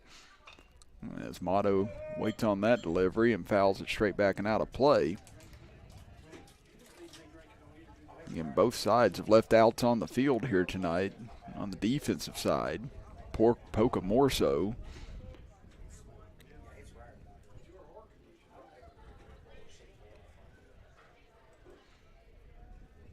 Count 2-1 now to Motto. Swing and a miss, 2-2. Like I said, it's so different dealing with the velocity you had from Jones, which was a lot more methodical than you had McClanahan coming in, throwing at Rick Vaughn speeds for about 5 batters, and now you go back to Edwards, which got more of the Jones type of feel to it.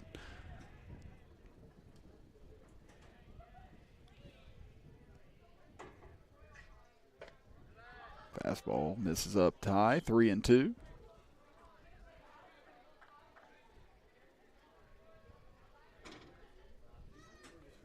Now if he puts Motto on, the bases will be reloaded and back to the top of the order for Chapmanville.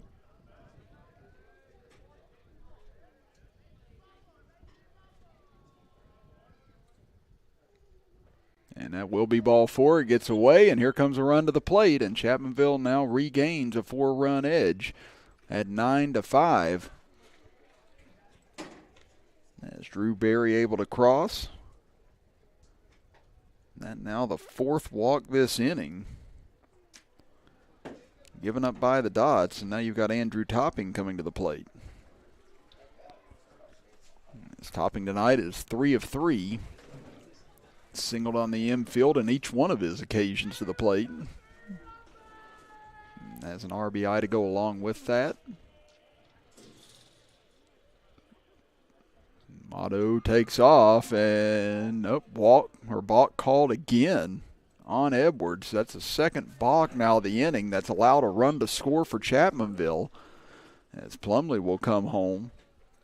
And now all the work Poca did in the top of this inning is virtually been erased here, as Chapmanville's gotten 4 of those 5 runs back. They lead it now 10-5. Still only 1 out here in the bottom of the 4th inning. As runner takes off to third, this one hit hard by Topping into right field. Eastep trying to range over and can't make the diving attempt, as Topping now off to the races as runner scores, and Topping will be into second with an RBI double. So the 4th hit of the night for Andrew Topping. And that'll bring up Gunnar Lucas, who's 2 for 2 tonight. He walked in the 1st inning, then an RBI single to right field, then an RBI single to left field.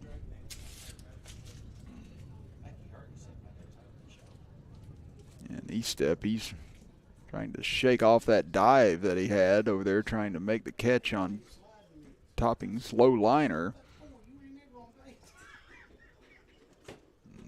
Appears to be okay as he's shaking himself off, as Edwards now talking things over with Schneider.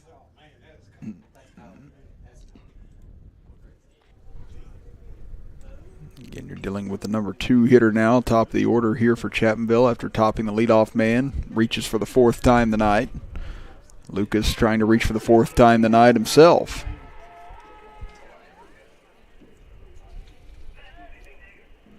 His runner goes. Pitch drops in for a strike, 0-1. And again, with the balk issues that Edwards has had so far this inning, beneficial for Chapmanville to go ahead and get a runner over to third just in case.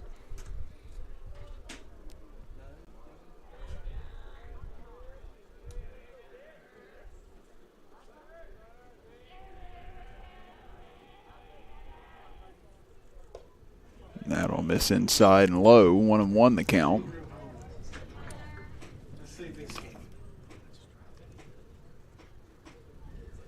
It's Chapmanville trying to take their largest lead of the game now. Led it 6-0. Both teams have traded 5 runs apiece here in the top and bottom half of the 4th.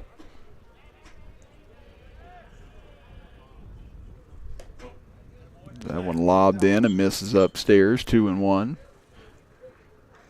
Yeah, with the way these pitchers have struggled here in this 4th inning on both sides, that strike zone might have to become a little bit wider and higher here as this game moves along.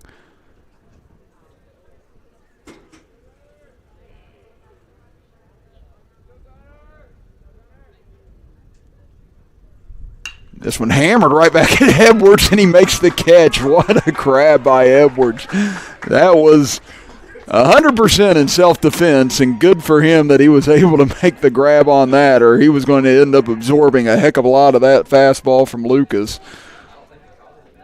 You see right here, wow. That's just one of those you stick your glove out and pray. And Edwards must have been right with the Lord on that one. So again, good grab by him. Again, good reflexes by Edwards. As that was one of the hardest hit balls of the evening on either side. So now to bring up Joey Canterbury. Canterbury had an RBI single to left field, walked, and then flew out to center field his last time up. That'll miss low and away.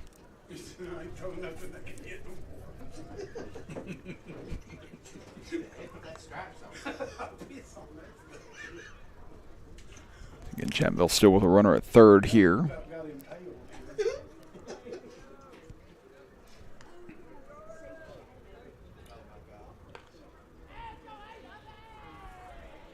Chapmanville has someone loosening in the bullpen as well. That one misses inside 2-0. So again, we'll see if it'll still be Andrew Farley or not coming out in the top of the 5th inning when we get there.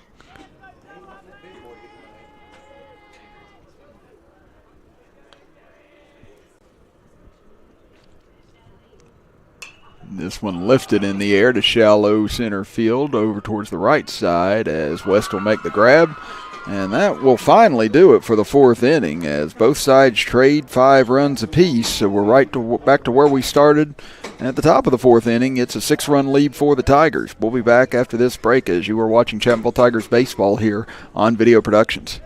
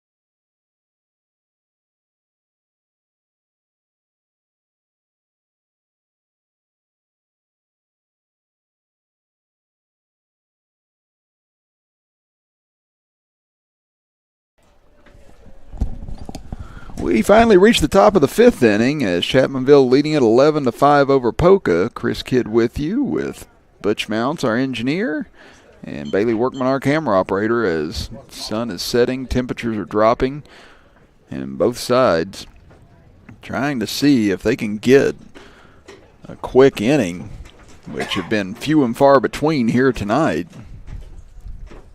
There's a swing and a miss, strike one as Farley stays in. He'll deal with McBride to start things out this inning, as it'll be the 6, 7, and 8 hitters for Poca.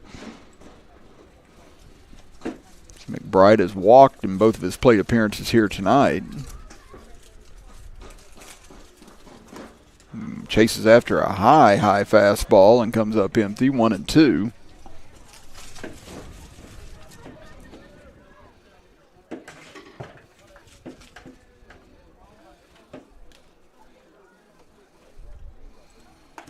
And there's strike three looking, so Farley, great location pitch there after he got him to chase the high fastball, comes back and gets one right down the pipe for his first strikeout. And boy, we've had so many walks in this game, I instinctively just wrote walk on my score sheet instead of strikeout.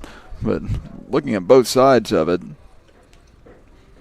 just going to tally things up. Kind of 5 walks issued by Chapmanville pitching thus far, and 6 given up by Poca pitching, as it'll be E-Step standing in. He waves through a fastball, 1-1 the count. E-Step tried to bunt in the 2nd inning and was thrown out by Canterbury, and then struck out his last time up. And that one ripped foul and out of play as Farley was able to jam him on the inner half.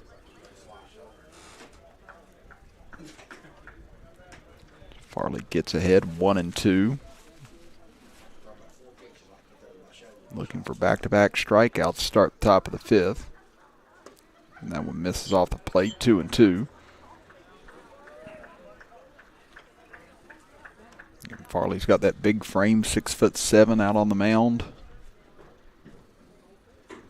And a lot of power coming from him. And they're telling me up here in the press box he had 6 home runs in a 5-game stretch last year. And there's strike 3 looking as he freezes E-Step as well.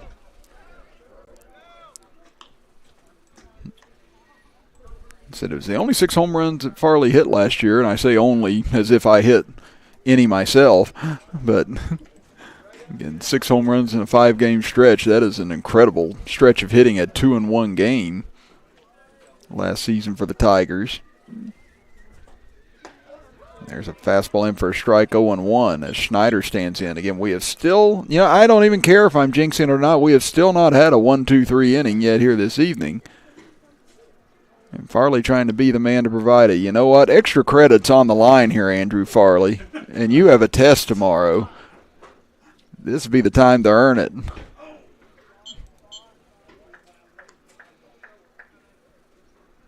Count now 1-1.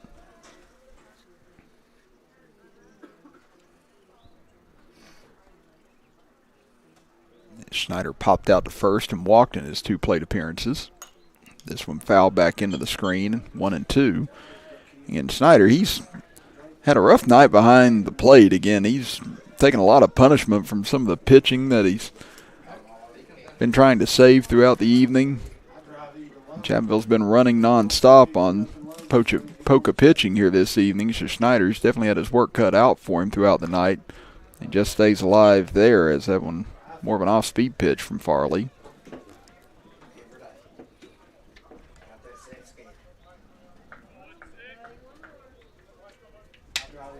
So again, Farley also looking to try and strike out the side here. If he can get Schneider just as he did McBride and E-Step start this inning.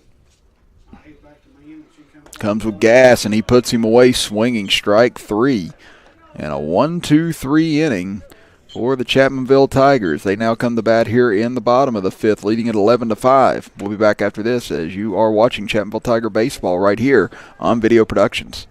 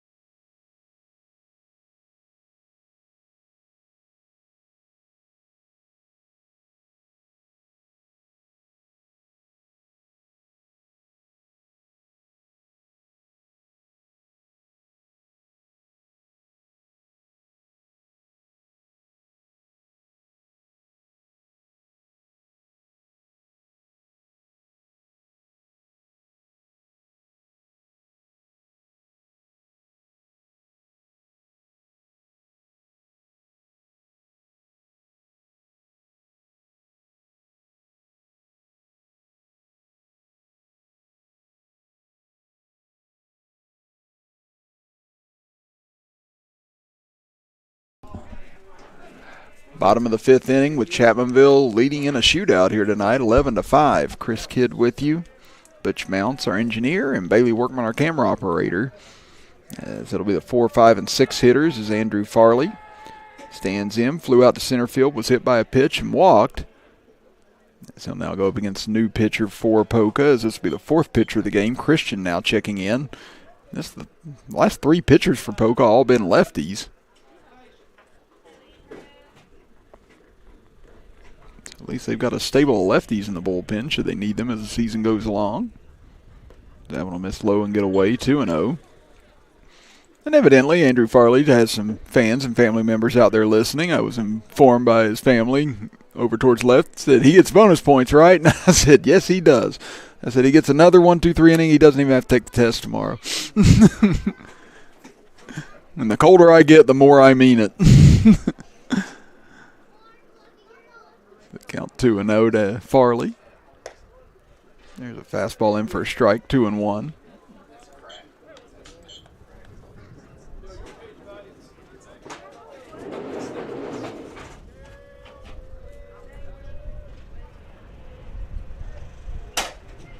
So Wayne kicks up again. That one misses low from Christian. Count to 3-1.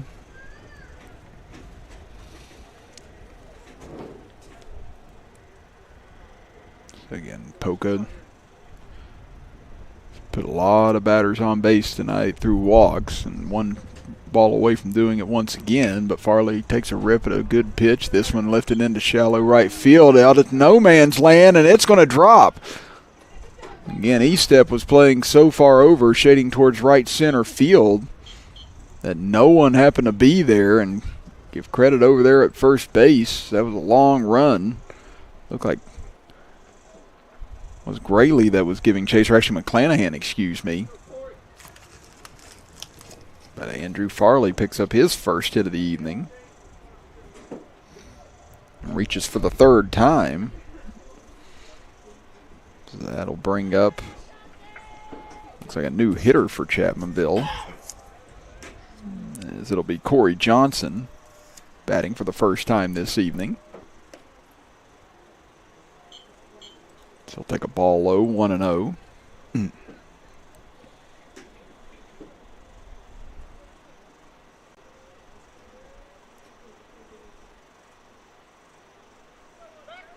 Quick snap throw over to check on Farley. A little bit close, but Farley able to get back all right.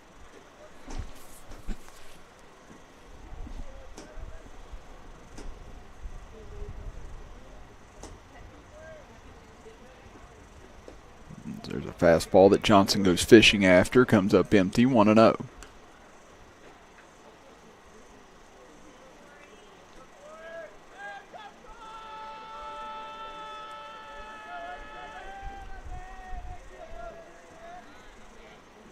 That one's going to miss outside as got away from Christian.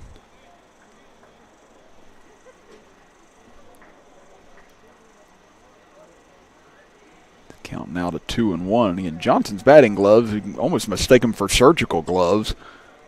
Got those blue tint to them.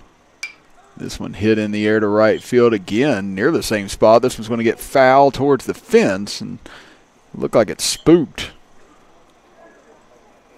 McClanahan as he was heading over towards it, as that ball did stay in fair play, but McClanahan, I think, saw the railing in the fence out of the corner of his eye and had to kind of ease up on the chase there at the last minute to avoid slamming into it.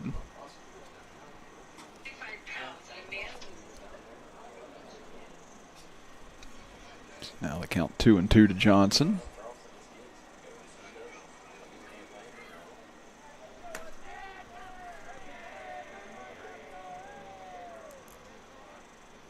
That one will miss high, and now the count runs full to 3-2.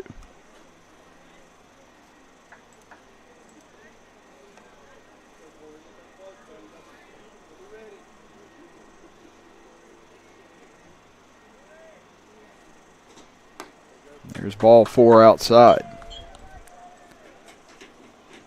So the first 2 batters reach here in the bottom of the 5th for Chapmanville. And it'll bring up Braylon Moore. As Moore tonight had an RBI single in the first inning, flew out to left field, and then lined out on the nice leaping catch by West over at second base. So Moore's been able to make contact, solid contact, all 3 times. That'll miss low. Nice stop, but Farley takes off for third, and it looked like Schneider. Seems like Schneider's just kind of over it right now behind home plate. He just made almost no attempt to try and throw over to try and catch Farley. And like I said, he's taking a beating tonight behind home plate, stopping a lot of these pitches. So I'd kind of be ready to hop back on the bus, too, almost at this point. And now runner's just going to take off for second base. There would be no chance at a throw over on that. Counting out at 2-0. It's Johnson able to take bag easily. So 2 runners in scoring position here for Chapmanville.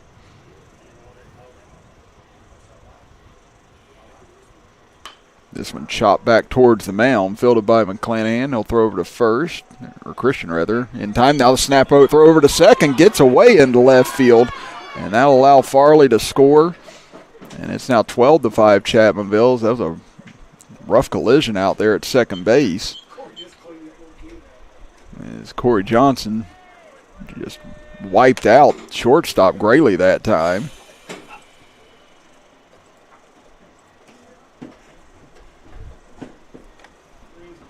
So Chapmanville keeps their streak alive of scoring in every half inning. Again, 3 runs in the first, 1 in the second, 2 in the third, 5 in the fourth, and now 1 here so far in the fifth. Let's count 1-0 to Drew Berry. He struck out, flew out to shortstop, and then reached on an error his last time up. Waves through a fastball, now 0-2.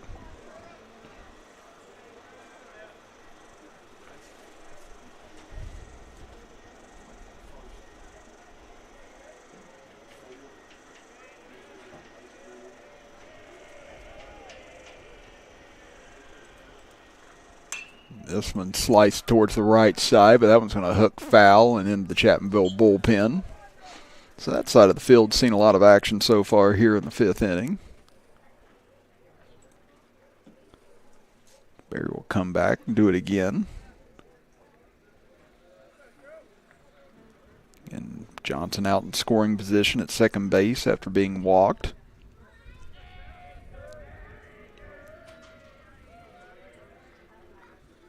As this one chopped towards the left side, a little slow roller fielded over there. McBride, tough throw over to first, and somehow what a scoop over at first base in order to get the second out of the inning. Great job by McClanahan, able to dig that out on that low throw. You see it here, McBride coming up with it and then threw a little wide of the mark, but still right in position where McClanahan could get it, and he was able to do so. Like I said, we've seen some rough plays on the infield, but then we've seen moments of greatness like that here tonight as that pitch gets away, and here comes Johnson to the plate. He'll score standing up, and now Chapmanville leads at 13-5 here in the bottom of the 5th inning. So that does at least wipe the bases clean as far as you're concerned for Christian, but not exactly the way you wanted it to happen. As Ian Plumley, 0 for 2 tonight, grounded out to third, struck out, and walked in his last appearance. That'll miss high, 2-0.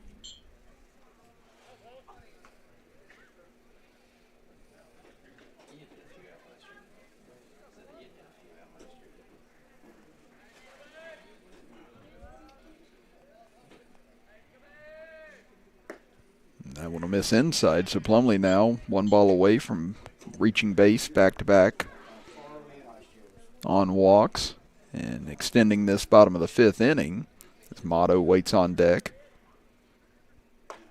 And that time just lollipopped one in there for a strike to Christian just to try and get on the board in this at-bat. So he'll keep it alive at 3-1.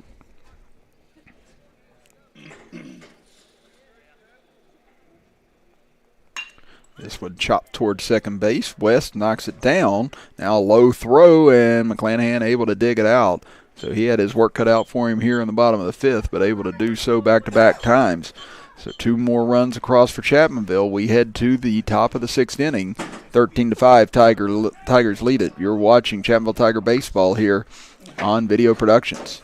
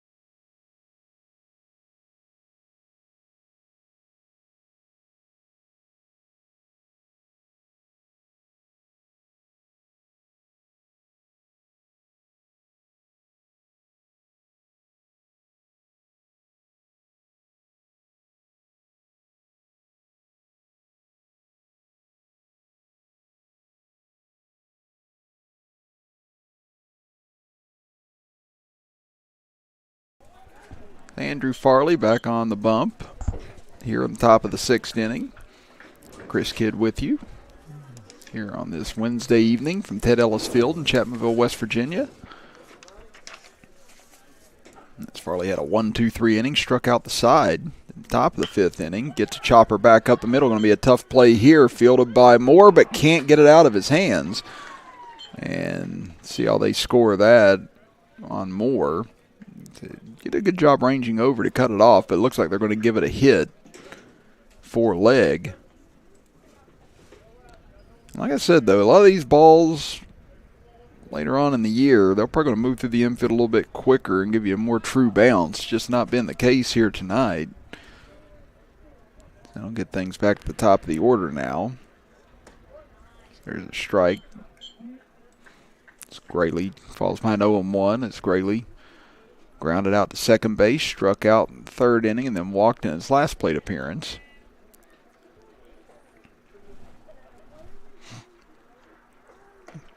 So he takes a big swipe at that one and misses everything, 0-2.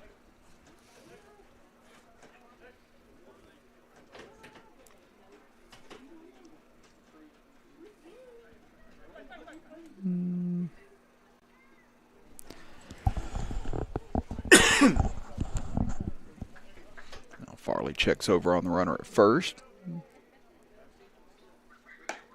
Grayley lays off that outside pitch to count to 1-2.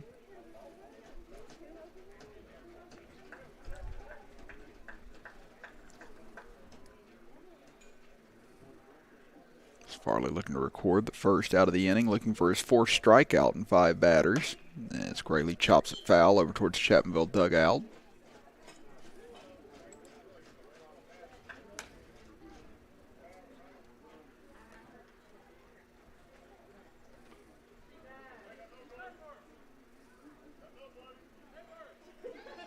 Farley will climb back in again, still ahead, 1-2. That one skips off a home plate and gets away from Lucas, so that'll allow the runner leg to reach second base.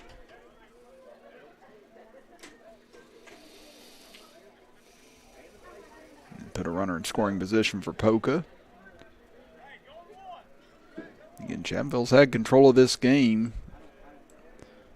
throughout the entirety of the evening, minus the top of the fourth inning. And there's strike 3 called on Graley. And this Tigers now just 5 outs away from recording their first out or first win of the season. As Christian still Just in the 6th, aren't we? Yes, we are in the 6th inning, so now they're 5 outs away. Butch, we are not playing more than 7 innings here tonight. That's what I said, though. We've been here a while tonight, so I think we're all a little punch drunk as far as where we're at in the game at the moment. Yeah, you had me looking at it. I was like, what are we in the 5th? Now the count 2-0 to Christian again. He's one that Chapmanville's not been able to retire here tonight. Again, he's got a base hit each of the 3 times he's been to the plate. It's 3 for 3 for him.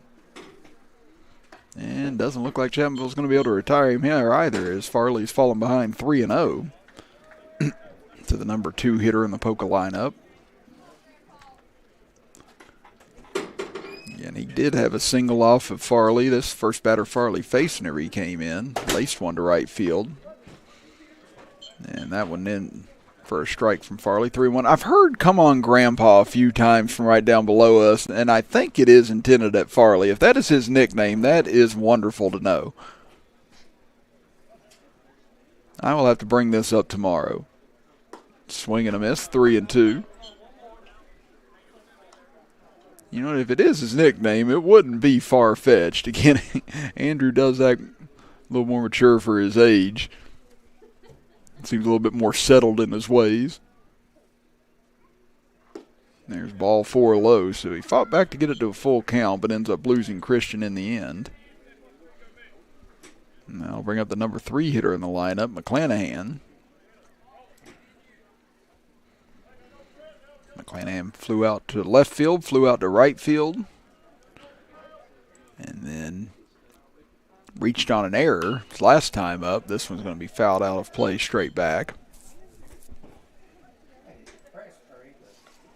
Sounds like it hit something back there, not sure.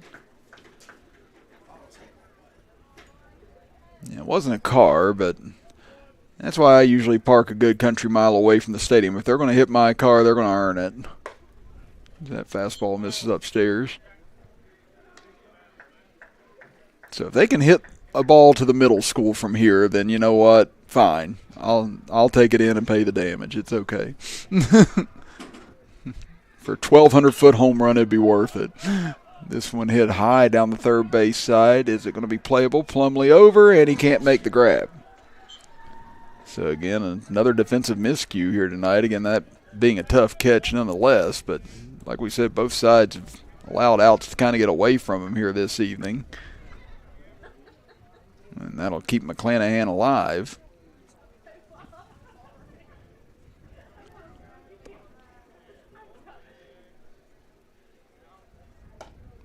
As that one will miss outside, 2-2. Again, Farley, last 4 outs he's recorded, though, have all been strikeouts.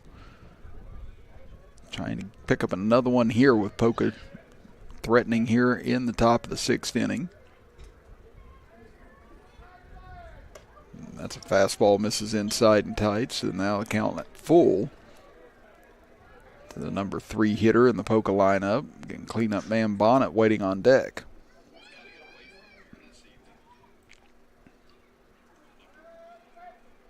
And this one ripped foul down the left field side.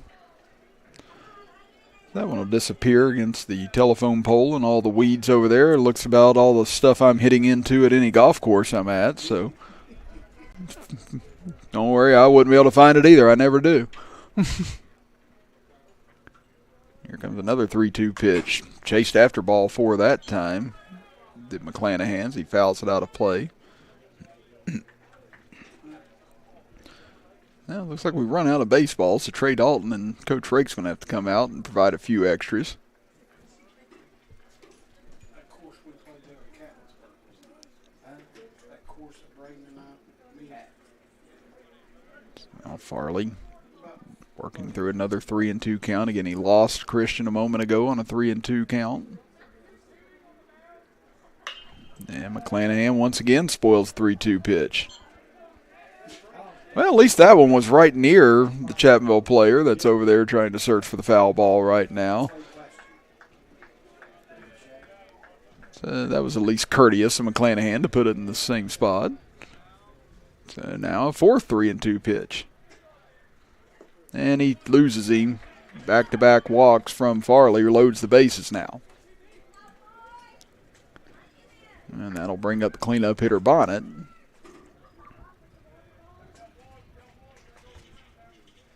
Now that's going to bring a visit to the mound here as Trey Dalton back out. Again, Chapmanville just 5 outs away from picking up their first win of the season, but they've made life difficult on themselves. Quite a few occasions here this evening trying to get there. As Dalton will just keep this conversation between Farley, and Lucas at the moment. So Farley appears as if he'll stay in. But I'd say the leash has gotten shorter and shorter here now with the back-to-back walks. There's Bonnet. He's reached base all 3 times tonight. Singled to right field, singled on the infield, and then was hit by a pitch with the bases loaded from Farley. Back in that 5-run 4th inning for Poca.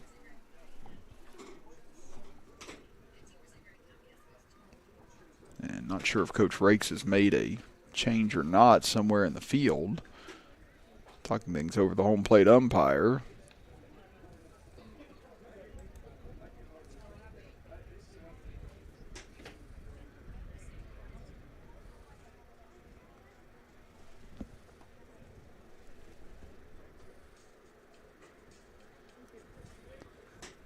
So now finally ready to go back to action as Bonnet climbs in.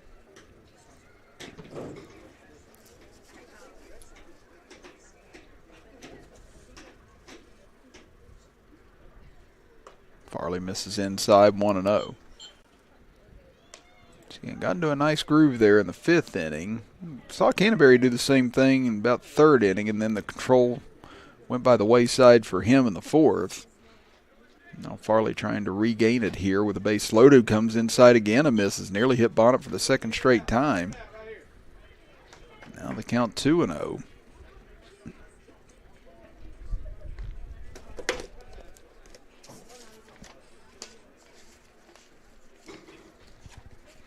This one he gets down the middle and fouled off out of place. 2-1 the count. Again, still only 1 out here in the top of the 6th inning. Again, Chapmanville had a foul ball they could have possibly had for the 2nd out of the inning, but couldn't be made. And eventually led to a walk. Fastball misses high, 3-1. So wouldn't be surprised if this is the last batter Farley faces if this one ends in a walk as well.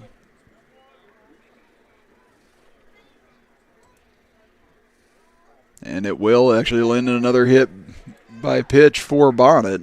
So the 2nd time he's been hit by Farley, both times with the bases loaded as well. And that will be it for Andrew Farley here tonight as Coach Josh Rakes will come out to make a pitching change. This will be the 3rd pitcher of the night for the Tigers, so we'll step aside and be back right after this as you're watching Chapmanville Tiger Baseball here on Video Productions.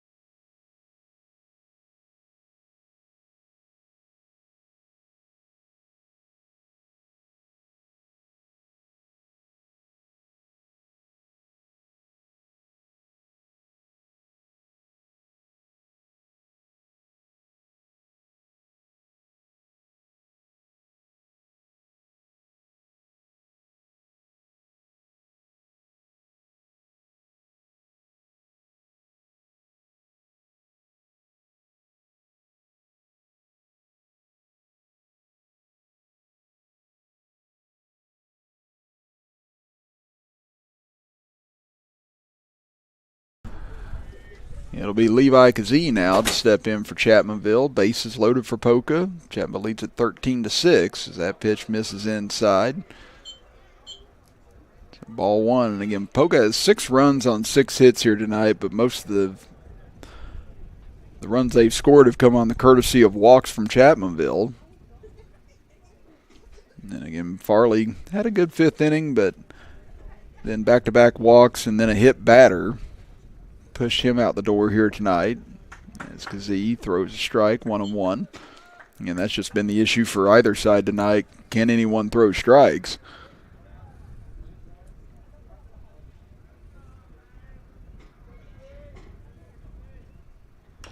This one chopped foul over towards third base side. As it is West standing in. West tonight tried to bunt his way on and got thrown out. Did have a sacrifice bunt in the 4th and then grounded out back to the pitcher. So he's had a lot of interplay between he and the pitcher in his at-bats here tonight as he fouls that one straight back.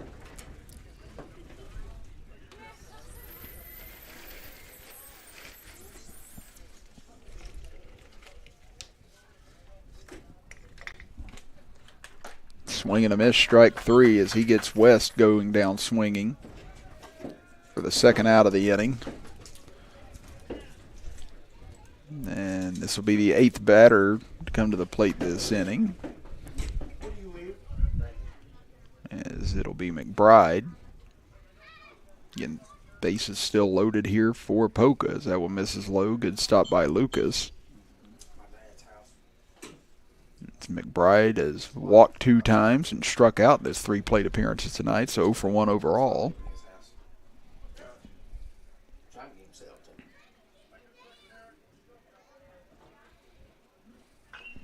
This one fouled towards the third base side, 1-1. Again, just haven't seen a whole lot of balls in play here in the last few innings from either side. Like we said, it's been mostly walks.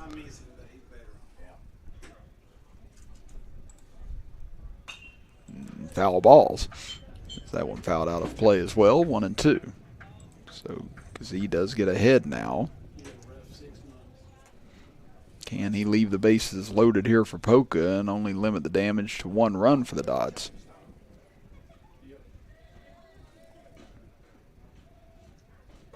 That'll miss high, 2-2.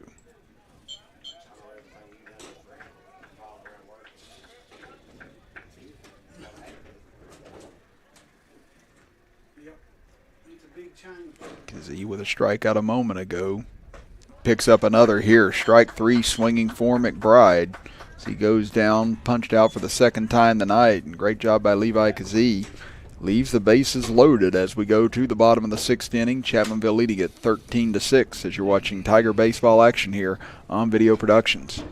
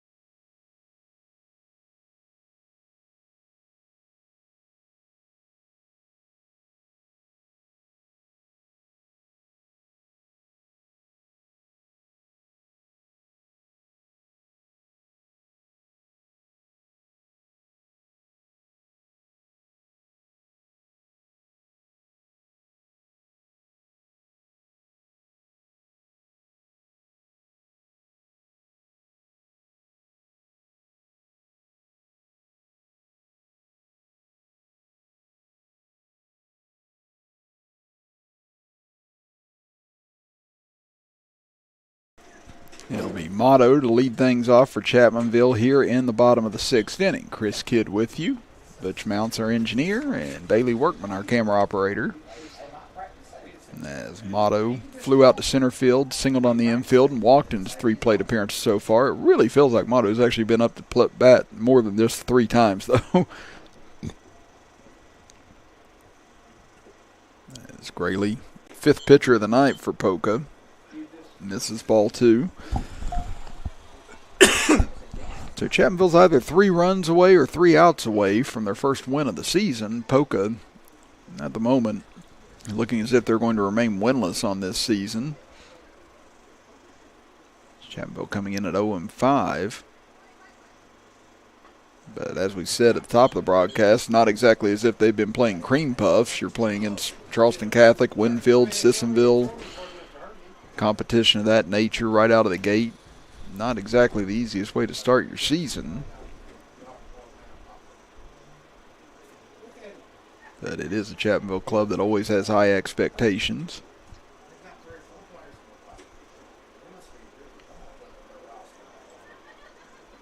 And Schneider just trying to converse with Grayley right here, as Poca would love to at least force Chapmanville to go the distance here tonight.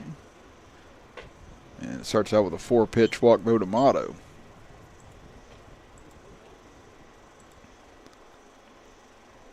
So that'll bring up the top of the order now Andrew Topping, and he's 4 for 4 tonight. Singled on the infield 3 straight times for singling to right field, or doubling rather to right field in the 5th inning. So he's got a pair of RBIs as well. He's had a great night in the leadoff spot. As runner goes, Topping squared to bunt, pulled back, and Motto will be in standing up. And again, Poca's not been able to throw out a base runner all evening long. And Schneider's just gotten to the point where he's basically stopped trying to. It's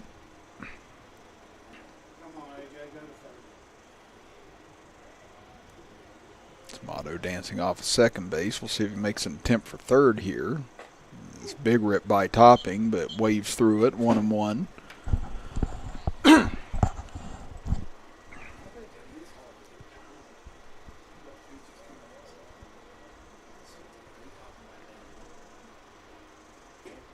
again, looking for a 5 for 5 night here if he can end up connecting once more.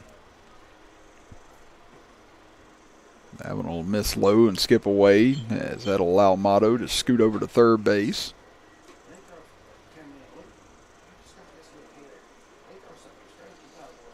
As count goes to 2-1 for the Chapmanville second baseman.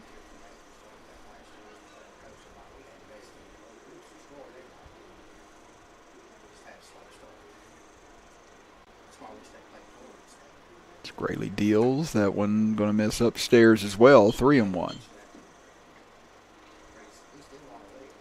So again, Grayley walked Motto to start the inning. Now in danger of doing the same to Topping.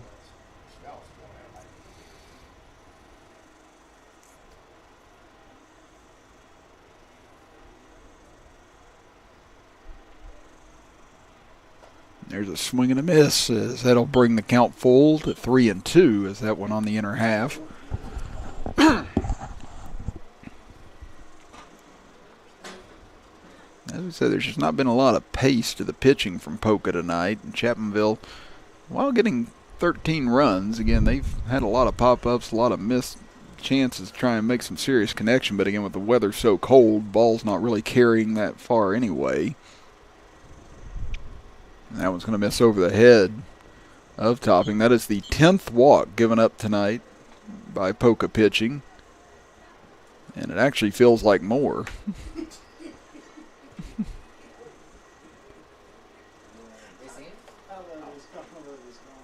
So that'll bring up Gunnar Lucas now, as he is 2 for 3, walked in the first inning at an RBI single to right, at an RBI single to left, and then lined out right back to the pitcher. That was that great defensive stop by McBride where he saved his own life. That'll allow the runner to go on over to second base. So Lucas does represent the game-ending run right now. should he reach base or perhaps go yard here. Which, with the weather the way it is, or at least the type of cold it is, it would take a pretty serious charge into one, especially with the limited velocity on some of the pitches from the Poca pitching here tonight. Again, the ball's just not been traveling much at all, especially with the wind blowing in.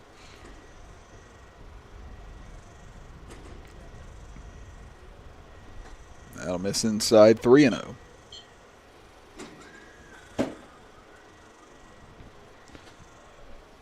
So Graylee in danger of walking the bases loaded. So we've had that happen several times tonight.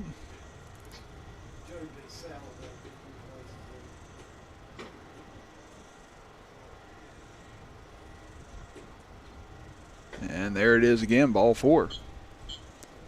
So now the potential game-ending run, Lucas will stand at first base as Canterbury reaches. Again, 11 walks given up by Poca pitching. As we'll look at Chapmanville's side of that statistic.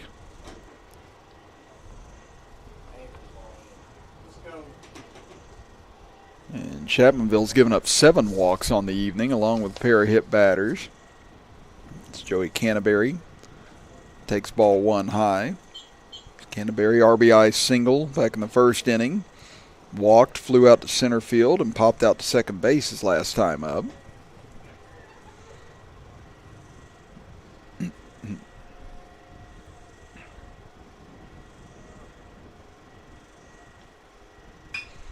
This one hit high in the air to right field. He step backs up on it, able to find it, makes the grab for out number 1 as tagging up and scoring from third is motto. As Chapmanville now regains a 8-run lead at 14-6. So an RBI for Canterbury as well. And that'll bring out Andrew Farley. Farley 1 for 2 tonight, flew out to center field, was hit by a pitch, walked, and then singled to right field his last time up. And Lucas will likely be taking second base on this first pitch to Farley, and he will be. That'll miss inside. So now, now Lucas has to go back. I'm not really sure why. And I don't know what in the world Chapmanville was doing there. Well, that was, I don't know. Does allow the run from third to score. I don't know what Lucas was doing. He got all the way to second base, stopped, turned around, came back to first, and then he just ran right into the tag after that. I don't know what that was. So, nevertheless, it's now a 9-run game, but it does look like we're not going to get the 10-run rule now as bases are empty. Yeah, I really don't understand what happened there. I don't think anybody does. I don't think the runner even knows. Yeah, I thought maybe the umpire told him they had to go back, but I was like, this isn't Little League. You can leave whenever you want. I mean,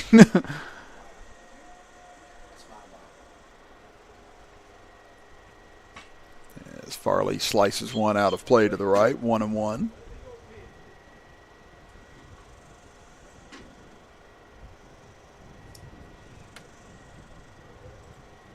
That's one of those I'm going to have to ask later what in the world happened on that play.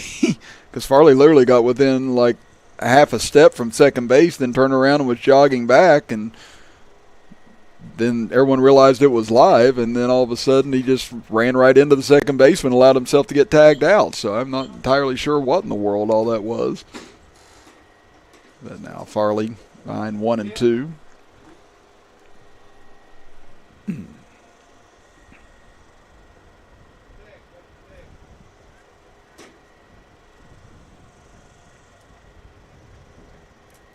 Graylee, 1 pitch away from extending this to the 7th inning, and Farley hits one hard and high into right field, and that's going to get over the head of Estep as Farley will dig for second base, and he'll be in standing up with a 2-out double. And again, he smoked that ball, and you can see again the wind just able to keep that down. And the grass just killing it out there as it'll bring up Levi Kazee. Kazee doesn't have a hit on the evening. He reached on an error, struck out, and walked in his 3 plate appearances. Corey Johnson batted in his place last time up.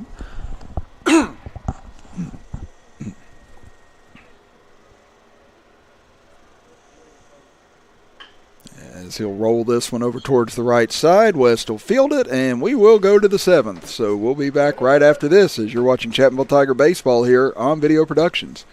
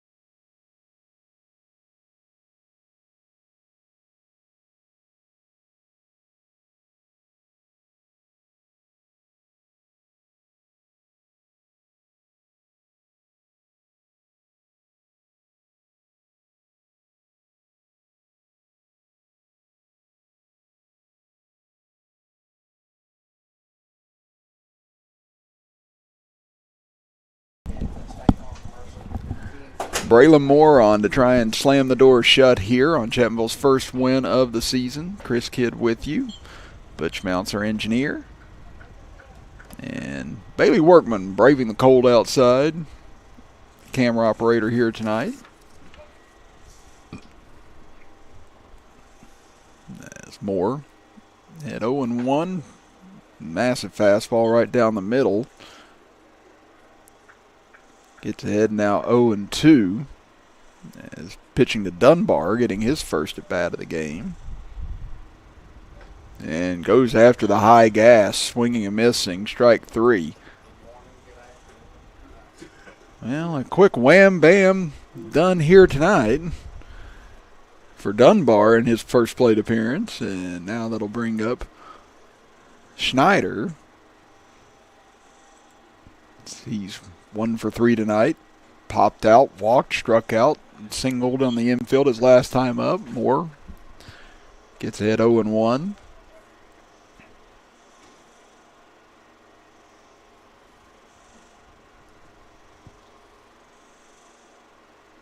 There's another fastball again. Moore, just a lot of velocity and a lot of movement on his curve, too. Again, just watching him warm up.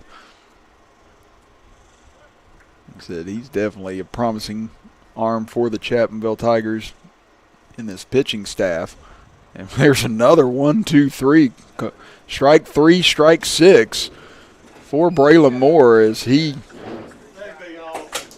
like everyone else here tonight, probably had just about enough of the cold and the wind, and he's ready to get out of here too, and now he's got leg to deal with. His leg tonight. Had himself a hit in his last plate appearance. And there's the first ball given up by Moore tonight. Honestly, it would have been poetic if, after all the walks and balls we've had tonight, if Braylon Moore to come in with 9 straight strikes to call it a day. And there's one of those moments where you're like, you know what, God really does laugh at you. Here's the fastball right down Broadway, 1-1.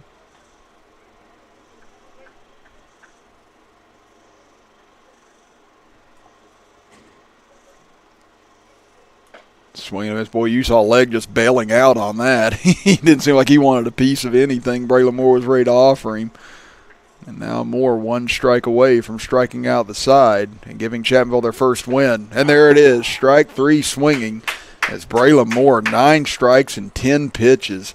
What a performance by him as he strikes out the side to close out tonight's game. And Chapmanville off the schneid here in the 2024 season. They win it 15-6 here tonight. Again, 15 runs on 11 hits, 1 error for Chapmanville, 6 runs, 6 hits, and 2 errors tonight for the Poca Dots. So again, we want to thank Bailey Workman, our camera operator, here tonight for braving the cold outside. We want to thank the Godfather, Butch Mounts, executive producer of Video Productions, being here with us here this evening. And I'm Chris Kidd saying so long tonight from Ted Ellis Field as you've been watching Chapmanville Tigers baseball right here on Video Productions.